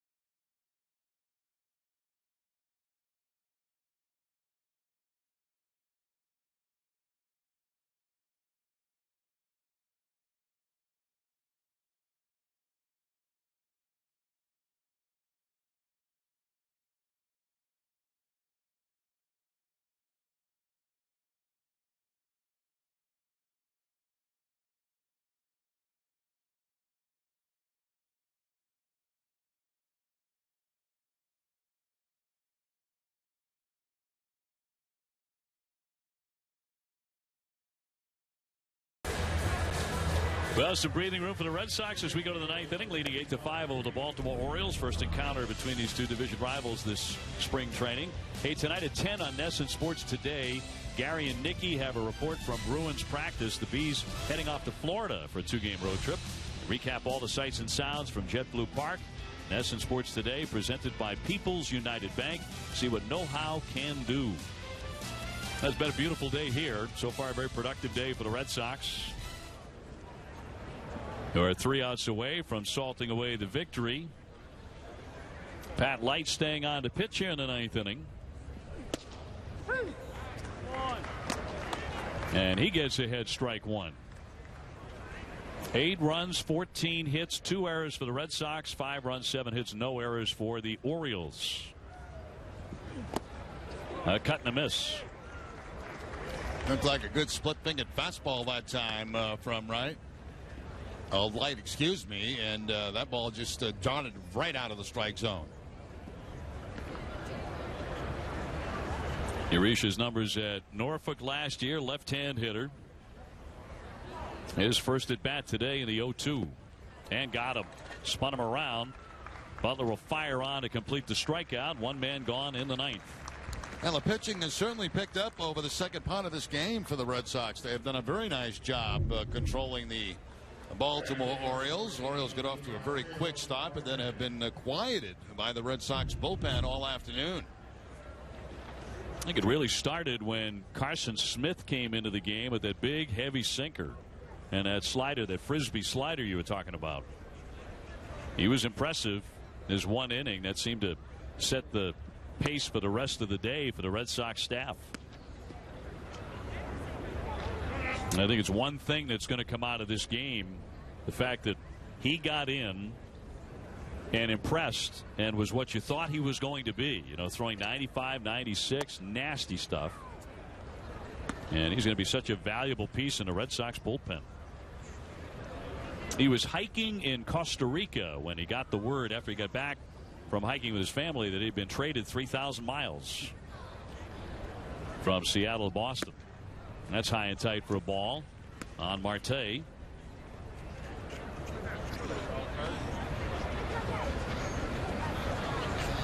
Base is empty, one down here in the ninth inning. And the 3-0 from Light right down the heart.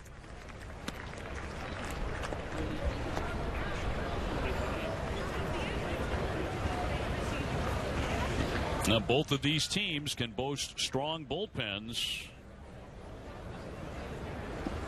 which is the wave of baseball. High chop, going to be a tough play for Dominguez, and he bobbles the ball.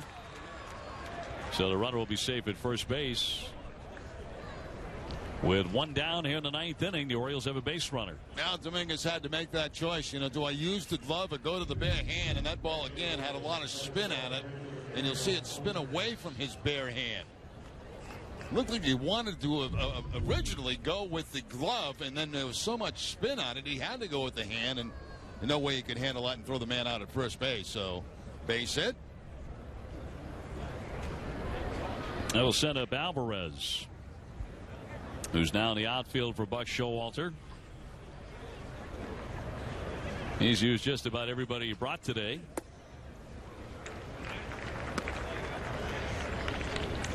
Eight hits now for Baltimore. They had the early lead 3-0 and 4-1, but the Red Sox have come storming back today.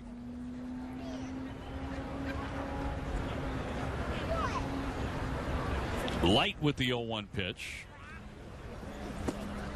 Really getting them to chase. He's got the good split-fingered fastball, and he's thrown that a number of times since coming in the game, and it's really had these Baltimore hitters chasing the ball in the dirt.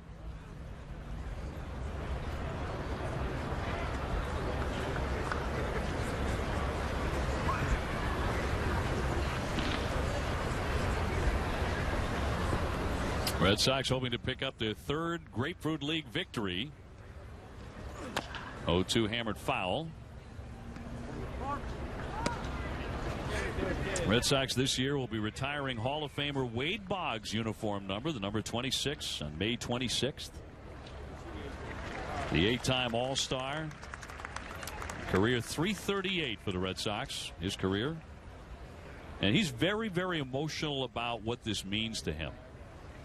Yeah, we saw him down at the Winterfest at Foxwoods, and of course they had highlighting him that night, and he was emotionally touched by the fact that the Red Sox are retiring the number. You can see Buckholz taking it off his back and putting it on Boggs. Yeah, very classy there. And Boggs saying, "What took so long? You know, I've been around for 20 years." Bounded foul again here by Alvarez. I remember Dave when he first came to the big leagues. You know, he started to hit right out of the chute, and guys would say, "Well, you know, they're going to find a way to get this guy out." And we kept waiting as teammates. You know, when are they going to find a hole? You know, and it didn't happen. It just didn't happen. Never found it. Never found it. It'll be the 10th number on the right field facade at Fenway. And it'll be here at Jet Blue as well. That includes Jackie Robinson's number 42.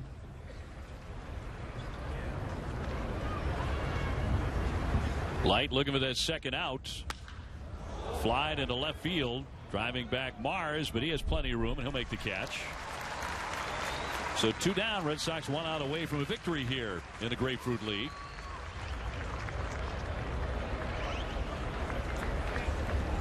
At the expense of their rivals in the American League East. Going to be a very, very tough division.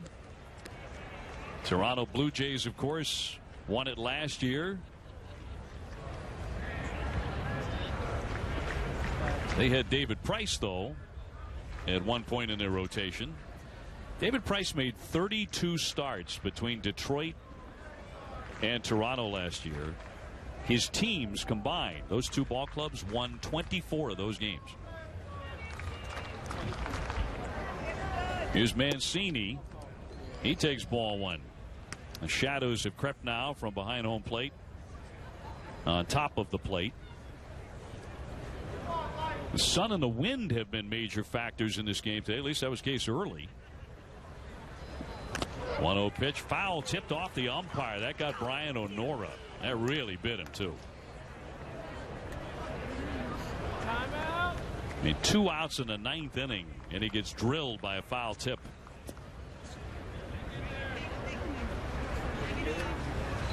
Tim Timmons the other night, while you and I were over at Hammond Stadium, he got hit by a pitch right in the face mask. Remember? Yeah, and his head went jerking back, and fortunately he was okay. They kept checking for concussion, but looks like O'Nora's going to bounce back and right back in there and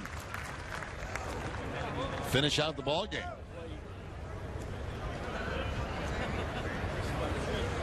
It can be a very, very tough job, especially home plate.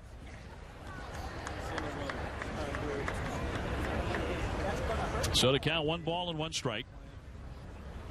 On Mancini, runner at first base, 2 down in the 9th. And now the Red Sox are 1 strike away from a victory.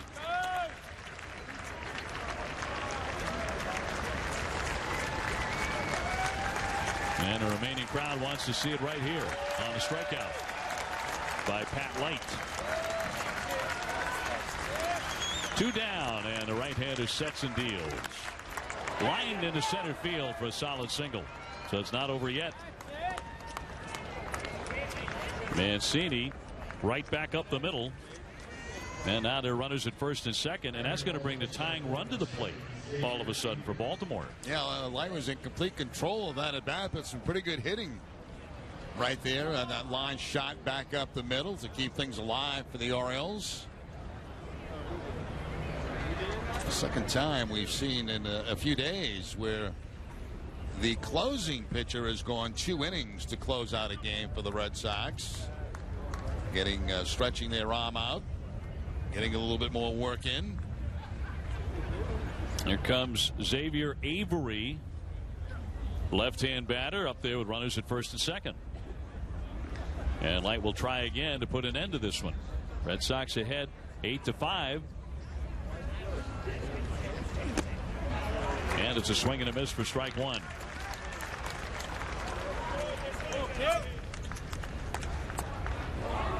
Our next NESN telecast from spring training will be next weekend, Saturday and Sunday.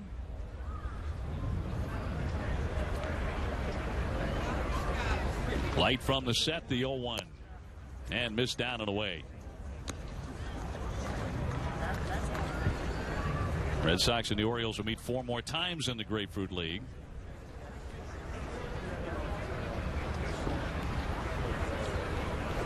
Two men on and 2 men out here in the 9th.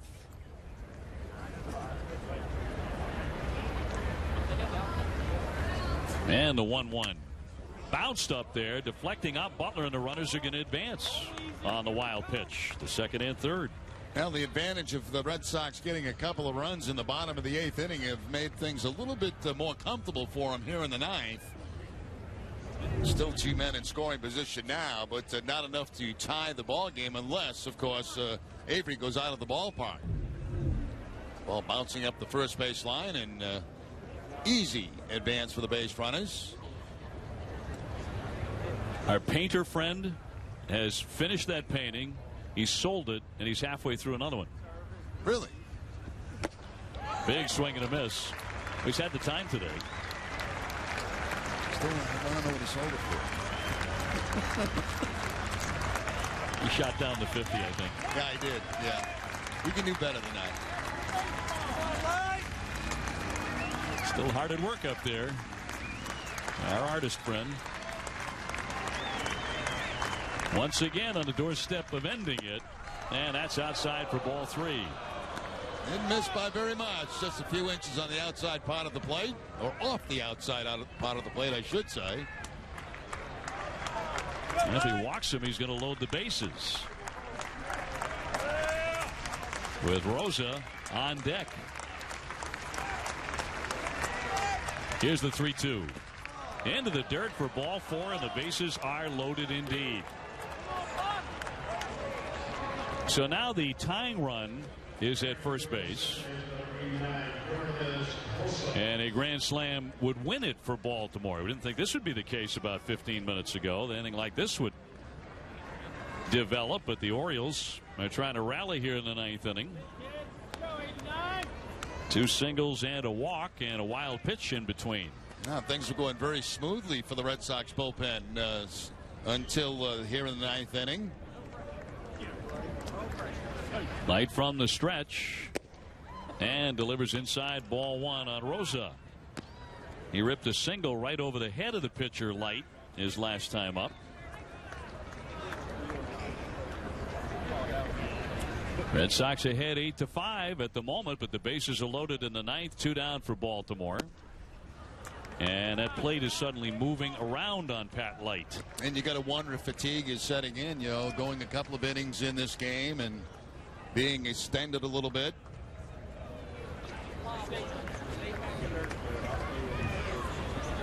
He's at 38 pitches right now in a spring training game. Here's the 2-0 pitch.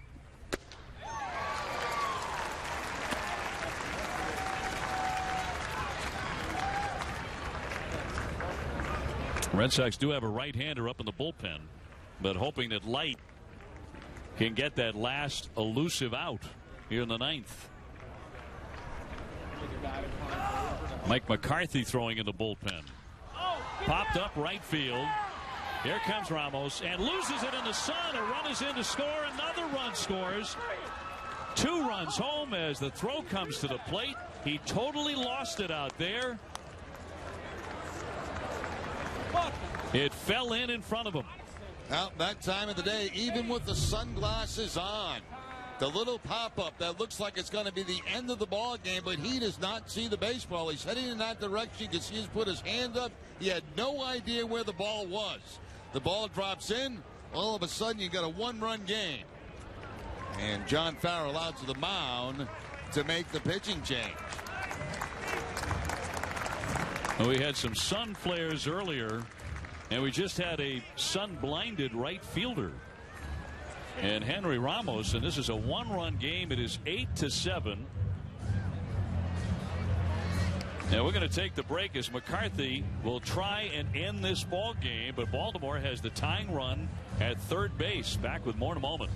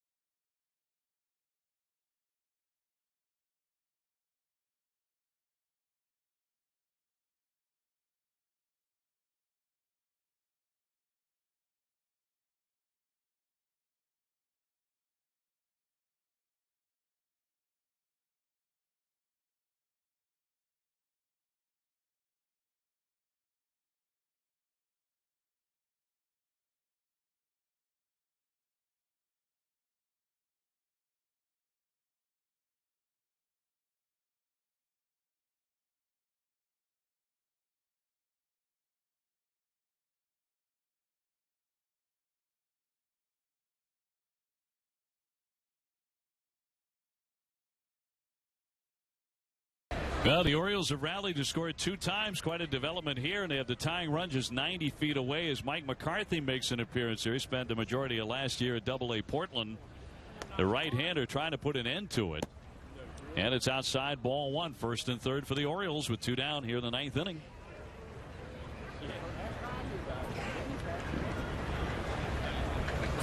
Six and 9 in the minor leagues with a .481 earned run average. Mike out of Walnut Creek, California. 2-0. A 1-out single, followed by a 2-out single, and then a wild pitch, and then a walk, and now a looper that fell into right field to score 2 off the bat of Rosa. It's really had a fascinating day. In for a knee-high strike. You would think that McCarthy would have an advantage coming from sunshine into the shade here. Yeah, I don't really think at this point the shade has where the sun is gone right now has a real big advantage for the pitcher at this point. Once it moves out a little bit more, about halfway, that's when it makes a big difference. Well, that last one disappeared. 2 balls and 2 strikes. One more like that, and the Red Sox can celebrate a victory. Which looked like it was in the bag about 15 minutes ago. And the 2-2. Well, a full count. So yesterday in Tampa, the Red Sox played a game that went 2 hours and 18 minutes. And it was over in the blink of an eye. Today, a radically different game, but that's baseball. Red Sox dropped it yesterday to try to win today. Here comes the 3-2 pitch. And he popped him up, twisting foul off third. Dominguez looking for room near the dugout. He makes the catch, and that'll end it finally as the Red Sox hang on for an 8-7 victory over the Baltimore Orioles. And Jerry Remy, it was not a work of art, but the Red Sox win it. No, and when I think of this game, I think of Carson Smith, because it's the first time we've had a chance to see him work, with the exception of being with the Seattle Mariners. And he put on quite a display in this ball game today with his hard sinker and slider. So the bullpen did very well for the Red Sox today until the very end of the ball game. But kind of a sloppy game all the way through, but the Red Sox will take the win. Well, they out-hit Baltimore in the end, 14-10. We also saw the spring training debut of Clay Buckholz and of this gentleman who was painting all afternoon long. Our final today, the Red Sox 8 and the Orioles 7 for Jerry Remy and Garen Austin. I'm Dave O'Brien. Thanks so much for joining us today. And coming up next, stick around for Cruisin' New England.